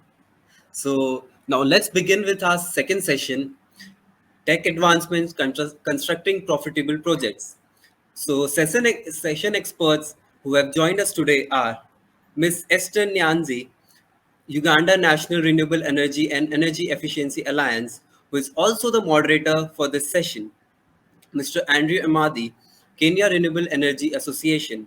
Mr. Troy Barry, Arya Finance Holdings Limited, Mr. Atharv Tambekar, Lean Energy Solutions, Mr. Siraj Chilwan, SS Africa. Now, I would like to hand it over to Ms. Esther to take this discussion forward. Over to you, ma'am. Thank you so much. Thank you so much. Good afternoon, everyone.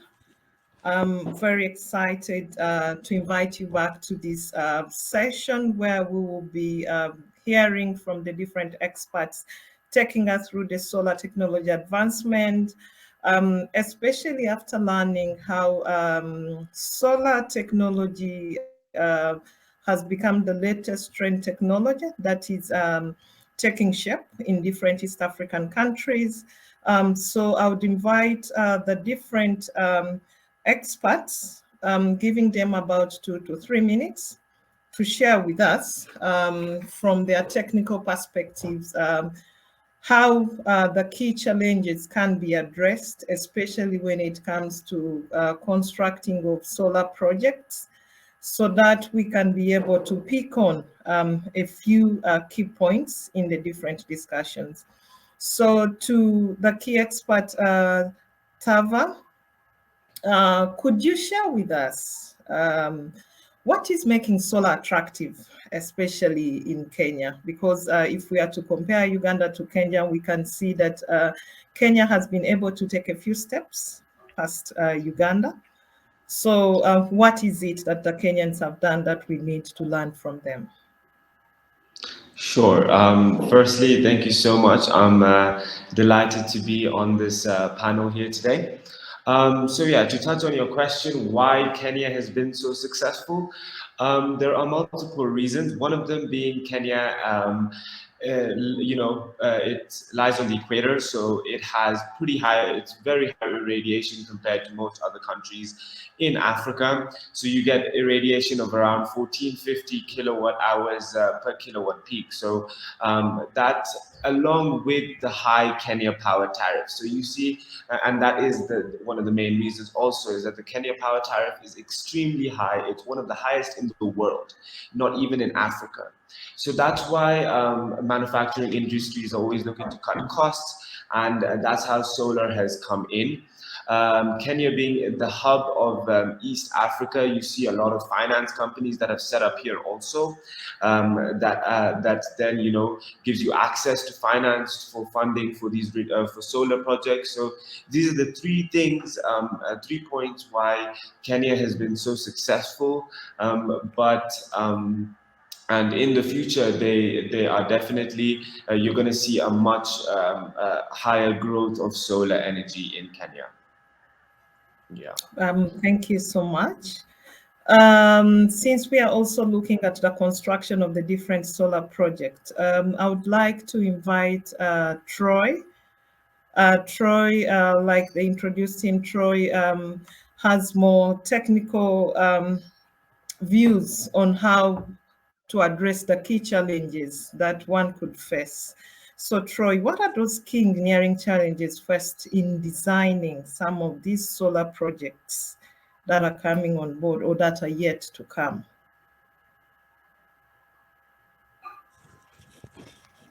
Thank you, Esther. Perfect. So I'll just do a very quick intro. My name is Troy Berry. I'm a Canadian engineer, but I've been in Kenya for 4 years.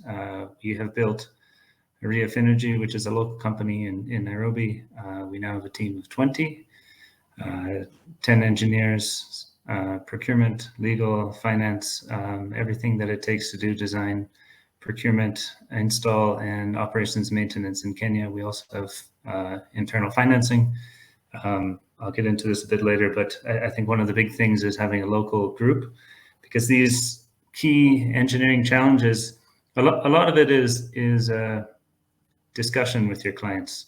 And I find one of the things that there's a lot of softwares available for the outside world where they can look at your roof, they can model roof, they can put PV modules places. That's really cool stuff. I think that gets people very interested in solar and says, hey, I can do this too. But when it comes into designing a big system on someone's roof, you really want to have that local team there. So for instance, you get to the roof, there's some obvious ones, such as the strength of the roof, the obstacles that are on the roof, what type of shading that's going to do, where we can put panels, even a lot of the roofing sheets, the profiles are very different. So you have to get different mounting structures for each type. So having the, I guess, the experience and the suppliers that can handle all different types of roofing profiles, that's very useful. The way that you interconnect from how the cables go from the roof down into the room itself. And then once you're in that room, it's quite interesting to look at how the client is connected to the grid. So the very standard typical one is a 415 volt connection. That's quite simple to connect. It's more of a logistics around space question, but we have some clients that have 11 kV connections. They have transformers.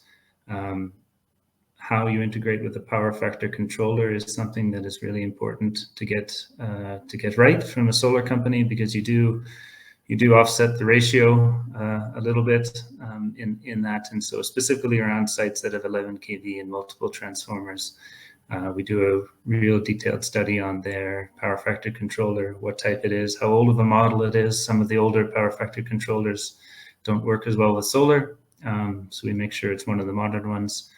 And then, the engineering, there's also that work with the client. So the client has their own opinions and ideas about how big the size is.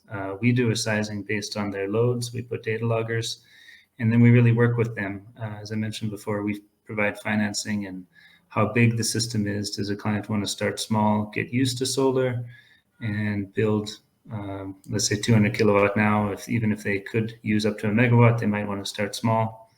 So we work this through them, and I think that's one of the benefits of having a team of 20 and 10 engineers that can go and discuss at every level. We talk to the electricians, we talk to the CEOs, we try to get everybody on board at our clients and work through those challenges with them. Thank you so much, Troy. Especially we take note that we've been having challenges when it comes to sizing of the different installation of solar. So thank you for sharing that insight. To Suraj, as a business development manager and compared to what S has been able to handle, could you share with us some of the latest trends in the rooftop solar structure design, especially when it comes to managing the cost and quality? How have you been able to address that or handle that with the different clients you've been managing?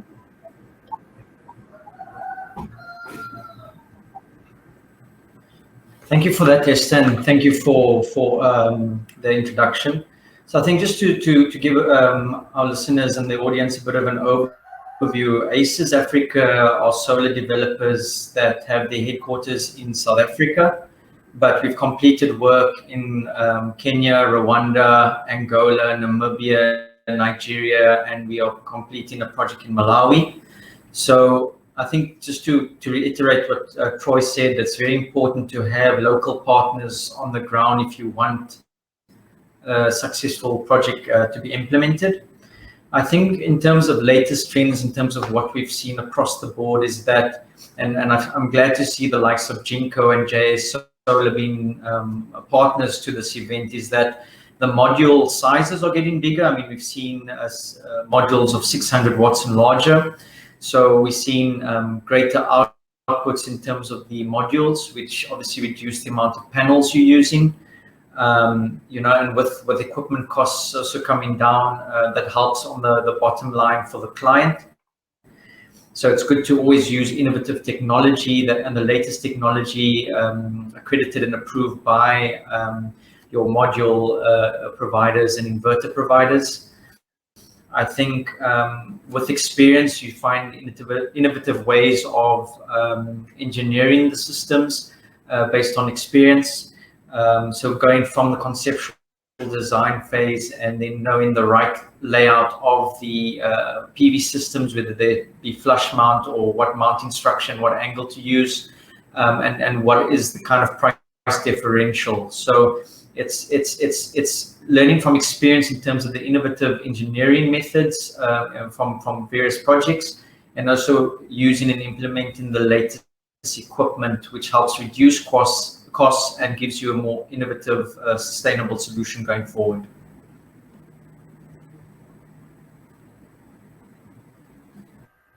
Thank you so much, Siraji. Just to come back to Atava. Atava, do I still have you?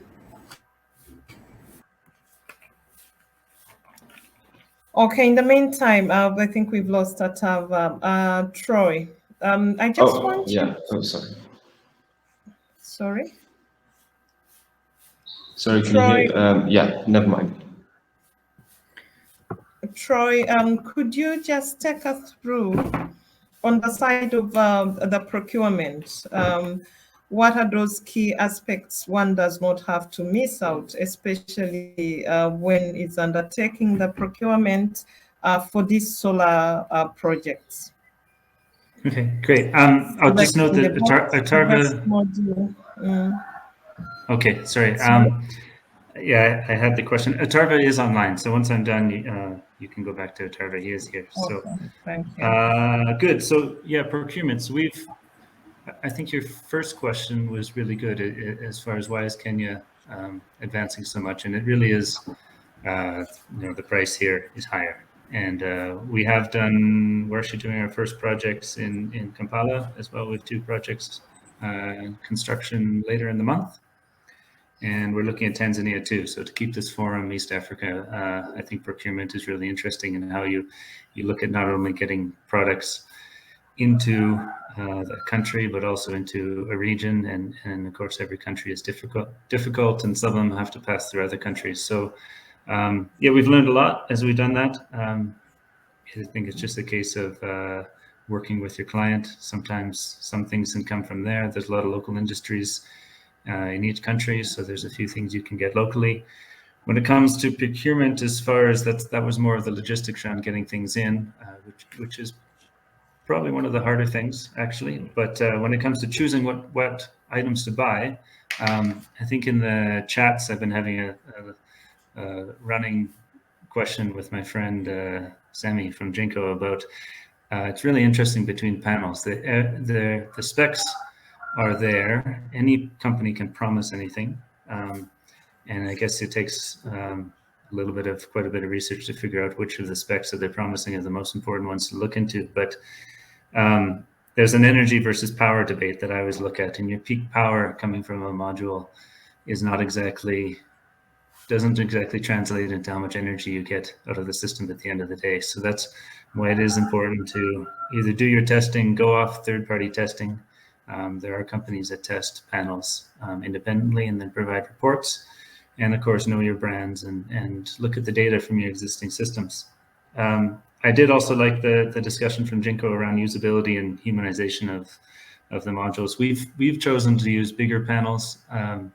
Some of our just even simple things, a bigger panel fits across some larger purlins a lot easier.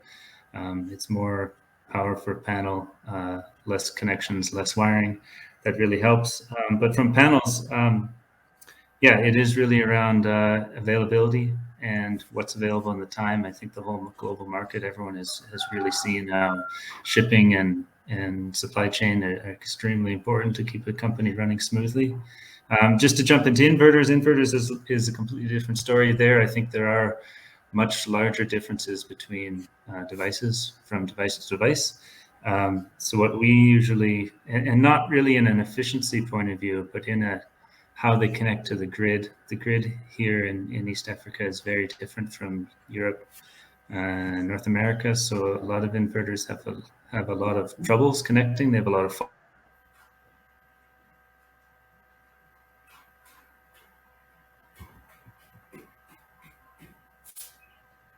I think we've lost out on, sorry for that. We've lost out on Troy. However, allow me direct. Hi. Troy, are you back? Yeah, I'm back. Sorry for that. I disappeared. Everyone else disappeared, so I realized I had. So really, yeah, around the inverters, some interesting trends that larger inverters, so less components at a site, more MPPTs per inverters. That gives us a lot of flexibility in design. And I think, as I was saying when I was breaking up, but some inverters, the ones that connect to the grid easily and stay connected, those are clearly the right choice. And we've had to try a few, and we're happy with the ones that we found. But a lot of troubleshooting, even on the IT side. Can you connect to it from your computer, your phone? What's easiest for installers, operators, maintenance people? So some really interesting choices for inverters there. Thank you so much, Troy. Andrew, I would like to direct this question to you because I enjoyed your discussion, especially when you're trying to comment about the integrated planning for the diversified energy mix. I'm more interested in learning about the digitalization opportunities in the solar rooftop. What is it you have to share with us today concerning that? Thank you very much, Esther. I think this for me has been an area of a lot of personal interest as right from the time that I was in university as a student. And it has to do a lot with the integration of information technology with energy. And energy has been one of the slow areas. It's now picking up fast. I think when I started doing energy audits about 15 years ago, the cost of a power analyzer was somewhere in the range of $10,000. It's now less than maybe $1,000, or even for $500 you can get one. Simple ones are getting cheaper. So this presents a very unique opportunity, particularly in the nature of how energy or how solar has been sold in East Africa. As was mentioned earlier, that Kenya has become one of the largest markets, and most of these are individual home systems. And the solar home systems has been largely driven by pay-as-you-go model, which basically technologically, all that was done was to put in a SIM card into the structure of a solar home system and to be able to give a pre-financer the opportunity to upfront load the costs, maybe against a deposit, and then be able to make or have a sanction system for consumers to be able to pay based on their disposable income. Now, the same can be able to provide the same technologies essentially. If you put a SIM card on a rooftop system and you put 300 systems, then you can be able to integrate into a single energy system, create a virtual utility, and be able to achieve economies of scale in terms of investment potential. So, what this would effectively be, for example, we looked at the tariffs of solar being at about 10 US cents per kilowatt hour, while industries are paying as high as 20 cents per kilowatt hour.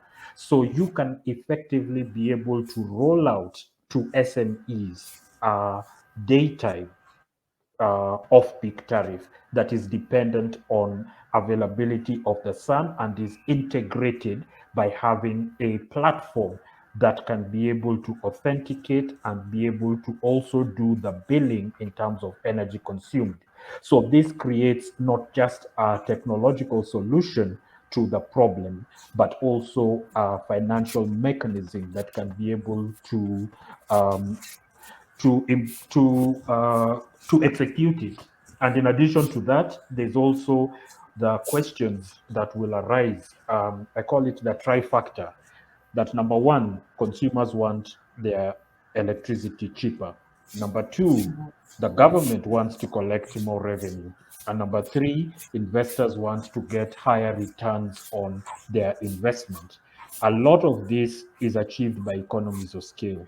And the beauty of technology and the digital economy that we live in is the speed and the accuracy with which multiple projects can be integrated into one big financial system that can be able to meet the three requirements. So I see this as an area of great interest. I see a lot of companies that are essentially solar companies that are diverting into creating software. I see a lot of software companies that are now coming in to create this kind of solutions. And I think that this is probably one of the areas that will unlock creating some level of both increasing the markets and be able to address some of the technical issues that are faced by the sector. I like to think of it as the Uber for off-grid electricity. Thank you so much, Andrew, for sharing those insights with us. Perhaps I can have Atava be able to take us through some of the risks that a solar project could face in order not to be considered as bankable. Because from Andrew's side, he has tried to share with us how we can move or transit to ensure that the digitalization aspect is embraced. So as different companies try to embrace the new opportunities that are coming into the market, what are those risks that one needs to take note of in order not to miss out having their projects considered as bankable? Thank you for that. Yeah, so I think one of the major risks involved in CNI solar is it really comes down to system sizing, where since currently you're not allowed to sell power back to the grid. So it is crucial that whatever clients that you have, you work together with them, as Troy mentioned, you work closely with them to come up with a system size that benefits, like whether it's a EPC or whether it's a financed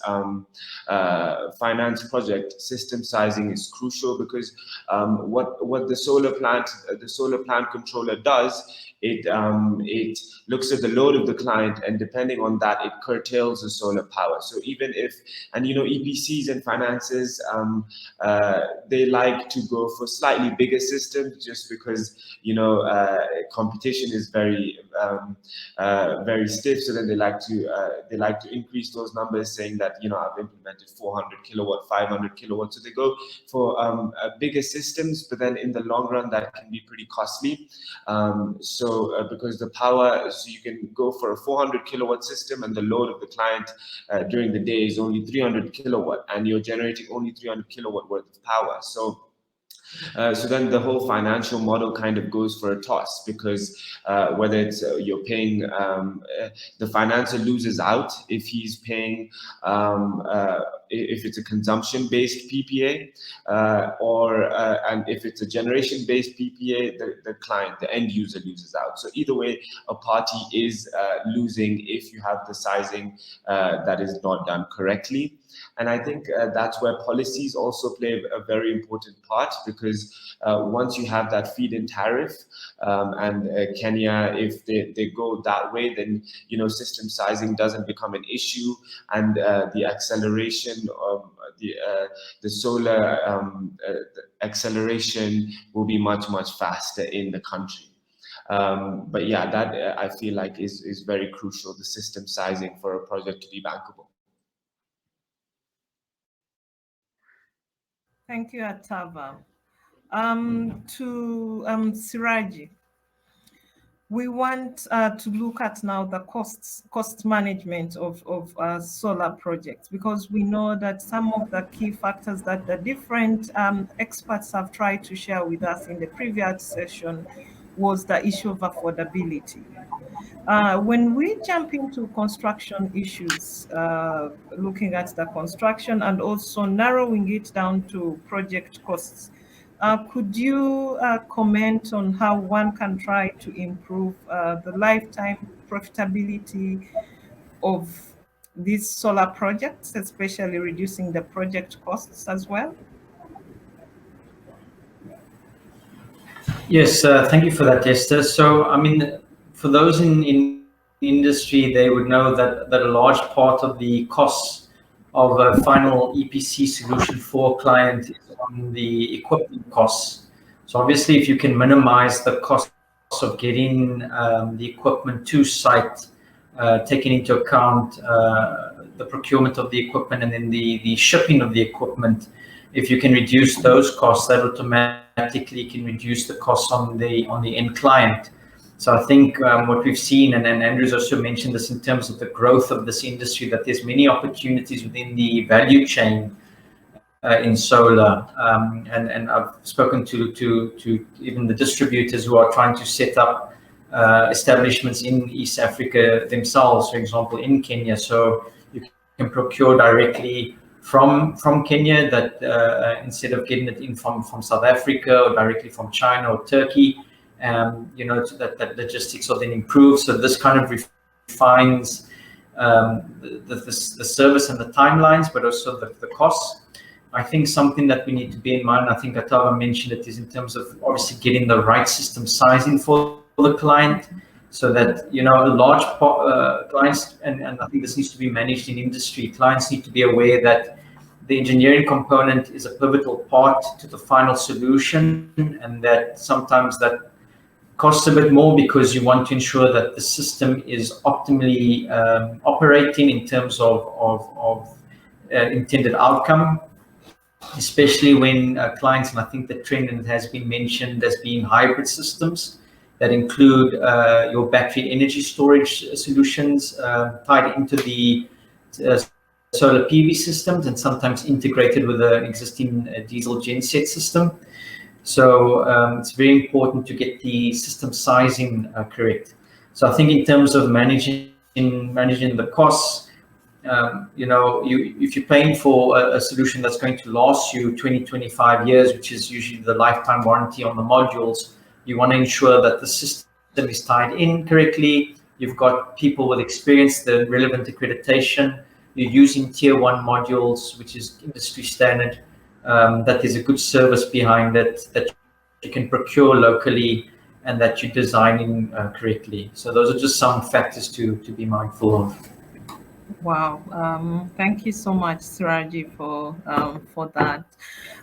Just to get the developer's perspective, I would like to direct this question to Andrew. On the side of the developer, could you be able to tackle or see how to address issues to do with key challenges that are faced, especially in the O&M of these rooftop or of this solar rooftop portfolio? How can the different developers be able to address this and know that something they're trying to get into can easily be managed? Thank you very much, Esther. I think both Troy and Atava have very articulately talked about the importance of design, because a lot of the issues that will come up, even with operation and maintenance, will have to do with how the system was designed. So that said, then I see that some of the challenges that we have is also in the entire value chain of the project.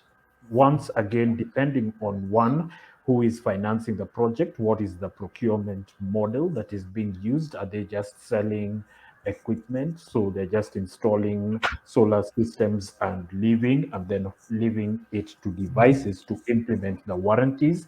Are they doing a power purchase agreement where there's an obligation to continue providing a service and then to continue being paid over time? So all of these greatly affect how a system is designed and how it will be operated and maintained.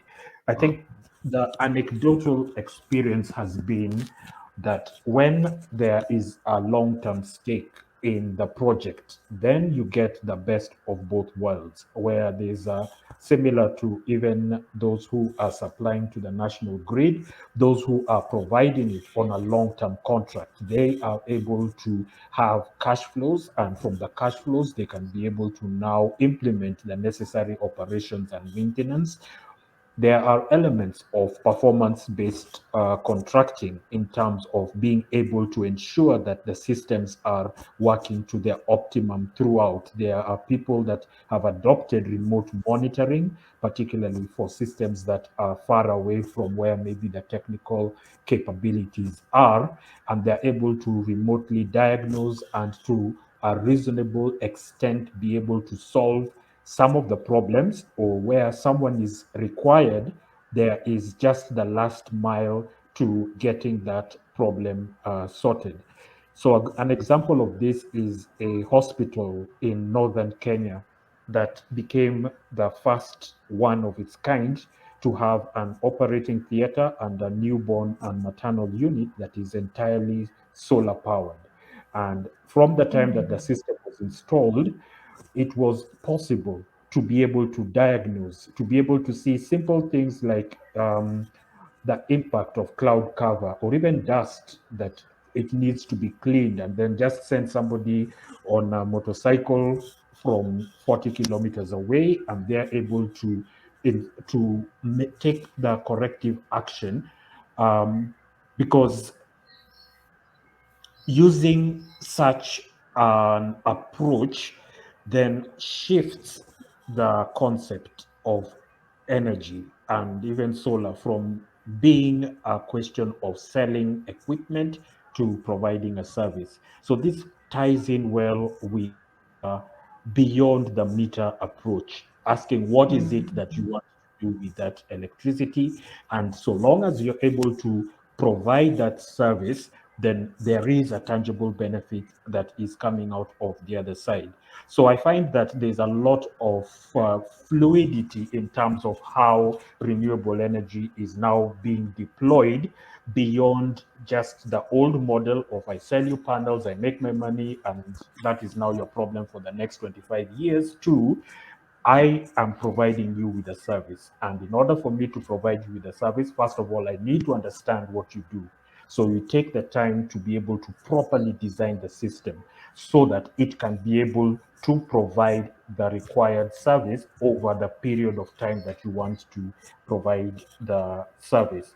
So those, I think, are some of the experiences that we've seen, that the financing model greatly influences this, and there's a lot to learn from the pay-as-you-go systems, particularly the ones that are being used for productive use. There's opportunity for design as well, because when we talk about African industries or Kenyan industries, in my opinion, they still haven't been built yet. They still can be designed. We can be able to have new technologies that allow production at a reasonable level using only solar PV, so that you don't have to go through the whole cycle, having to now figure out how to compensate for the unavailability or the intermittency, but designing that into the actual production and into the actual implementation, and thereby now resulting in favorable operation and maintenance, and of course, a viable business model.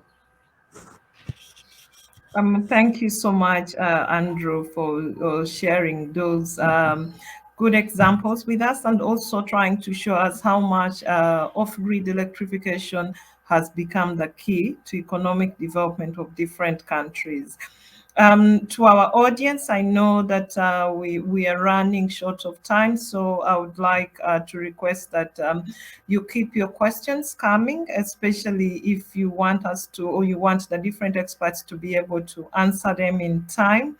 However, I will direct a question to Atava. Based on what Andrew has tried to share with us, we see that there is more technological advancement for the solar space going forward. So what is it that you're able to see in the solar space in the next 5 years from now that you can be able to comment on? Yeah, thank you for that. And so, I mean, the main trend, as we have seen in the last 5 years, is prices are dramatically just going to be come down because there was, and you know, the prices of solar, for every time you double its capacity, the prices reduced by 20%. So I'm sure we're going to be, Kenya itself will be doubling its capacity, you know, year on year. So those prices are definitely going to be coming down significantly. And I feel like the storage, I think storage, where the battery storage is where solar power was maybe 5 or 7 years ago, where right now it looks a bit, you know, it's a bit more expensive, and it's you can't really implement it in the commercial or industrial sector because it's a bit touch and go in terms of the savings you get to the clients. But in the next 5 years, you'll definitely see a lot of prices that will be in the battery storage system that will significantly reduce, and you probably even see a lot of commercial and industrial battery-based system which you don't see currently. So those are the major shifts I see in the next 5 years in the solar space. Thank you so much. To Troy, as we try to do to summarize, or what is that one key takeaway that you could be able to comment on, especially when it comes to streamlining the supply chain and quality assurances of these construction projects for solar? Yeah, great, thanks. Yeah, I mean, I've always been impressed with the quality of local projects, both our company and others. I think there's quite a high standard of, you know, generally in all the companies that are showing to be getting big projects, there's a high quality of standard in what we deliver, and there's a lot of pride in that too. Kenya, speaking from someone living in here, we definitely have the companies that are able to take on and grow. There's a lot of strength, talent-wise, engineering-wise. I mean, what Andrew said was it's just really interesting. There's, you know, between the government, the client, and the company putting it in, there's only so much to be made within the margins of energy, and there's not a lot of energy margins. And I think your last question was quite interesting about where's this going to go in 5 years, and a lot of that. Solar is just going to take off. It's a wave. It's coming to Kenya. It's going to come to Uganda, Esther. So don't. I think it's already there and coming. But Tanzania as well, Rwanda, rest of East Africa, it's coming. Companies are getting good at deploying it. We have had to search under rocks and stones to bring our prices down, and there's a lot of good competition forced us to do that. We started off as just a purely financing house, and 3 years ago, we're forced to take on the engineering, and well, lucky for me, I'm quite enjoying that. It's quite interesting. Where it goes from here, Tarbara had some really good answers. I think net metering, if that comes in, if we're able to sell power back to the grid or even give it back to the grid, that will be very interesting. But a lot of it also will come down to what KPLC does and the quality of power given by KPLC, prices from KPLC. There's a lot of talks around power price in the news right now. I don't think solar is a competitor to KPLC. We're right now we're about 1%. Obviously, okay, we're a competitor for sure, but KPLC still has the nighttime. They still are there for peak demands. I think electric mobility is taking off, and that's going to be huge for KPLC if they embrace that. If the government of Kenya lowers import duties on vehicles that are electric, that'll be great for the country, all of East Africa, as far as pollution goes. And it's going to be a big consumer for the electric grid. So the need for power is just going to keep growing. Prices are going to, I think they've mostly come down, but they'll probably still come down. I think that 20% is true for the local costs. The material costs are where they are. But yeah, it'll be really exciting over the next 5 years. So we'll all be paying attention to that quite passionately. Thank you, Troy. We are more than excited and looking forward to see these costs coming down on every day. To Siraj, as we wind up, could you just share with us briefly, summarize on what are those technological breakthroughs that we could see in achieving the leveled cost of energy for solar projects going forward?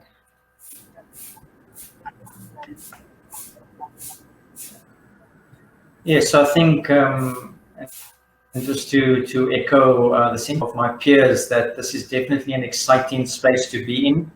I think solar and clean energy, alternative energy sources across Africa will boom, which will mean an improvement across the entire value chain.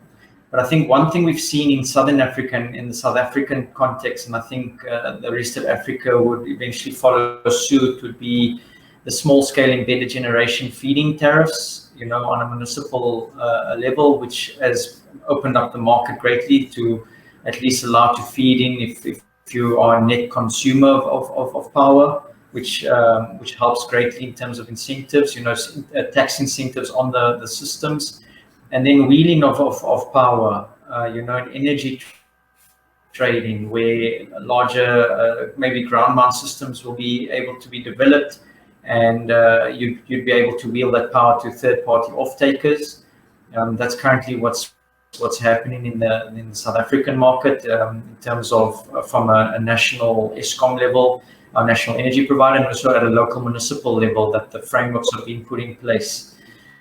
So I think we're going to find a space and opportunity where energy will be able to be traded, that clients, your big off-takers, your commercial industrial users, your mines, will be able to procure directly from independent power producers.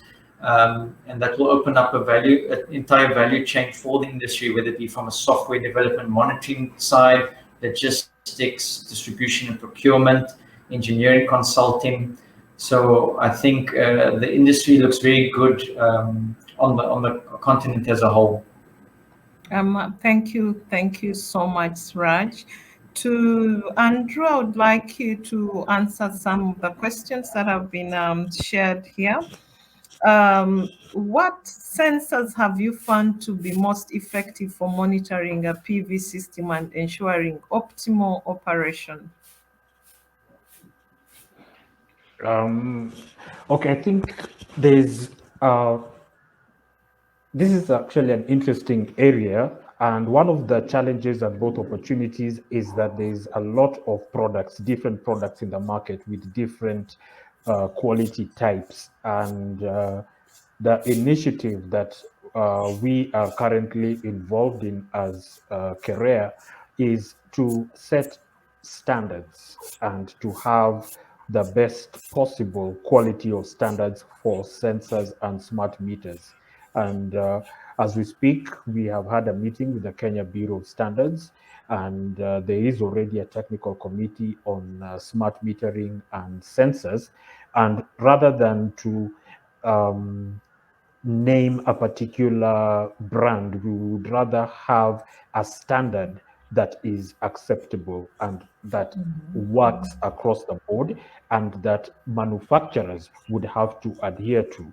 And if you have that, then it both opens up the reliability of the solution, and also creates both market for those who can provide these type of solutions, and at the same time addresses the unique requirements of both the consumers, regulators, and financiers. So there are still some products in the market that are really good, that have been tested. but it really has not yet reached the level where you can say that it is now become a brand name in the market. There's still many competing brands, and I think what is needed is to be able to have a lowest common denominator and a kind of a level playing field that defines the standards for these sensors and systems, not just the sensors, but also going into the actual software that is used, the firmware that is used for integration and ensuring that all of these can work consistently and reliably. Thank you so much. In the interest of time, I would like to applaud all the experts that have shared with us their knowledge, and also to extend a big thank you to our audience that has waited on us from the time we began until now, to ensure that they listen in to session 1 and session 2. Indeed, you've been an interesting audience. And we've enjoyed having these panel discussions up to now. So I'd like to hand over the session to our host and to say a big thank you to you all, Troy, Atava, Andrew, and Slaji, for allowing to share with us your knowledge. Well, thank you so much. Over to you, Anand. Thank you. Thank you very much to all our experts for the insightful session. And special thanks to Esther ma'am for wonderfully managing the discussion. So with this, we have come to an end of this virtual event. Thank you everyone for extending your time and support for the event. A special thanks to our partners Jinko Solar, JA Solar, and Kenya Renewable Energy Association for extending their immense support to organize this event. We promise you to come back with more exciting topics very soon. The floor is now open for networking. Thank you.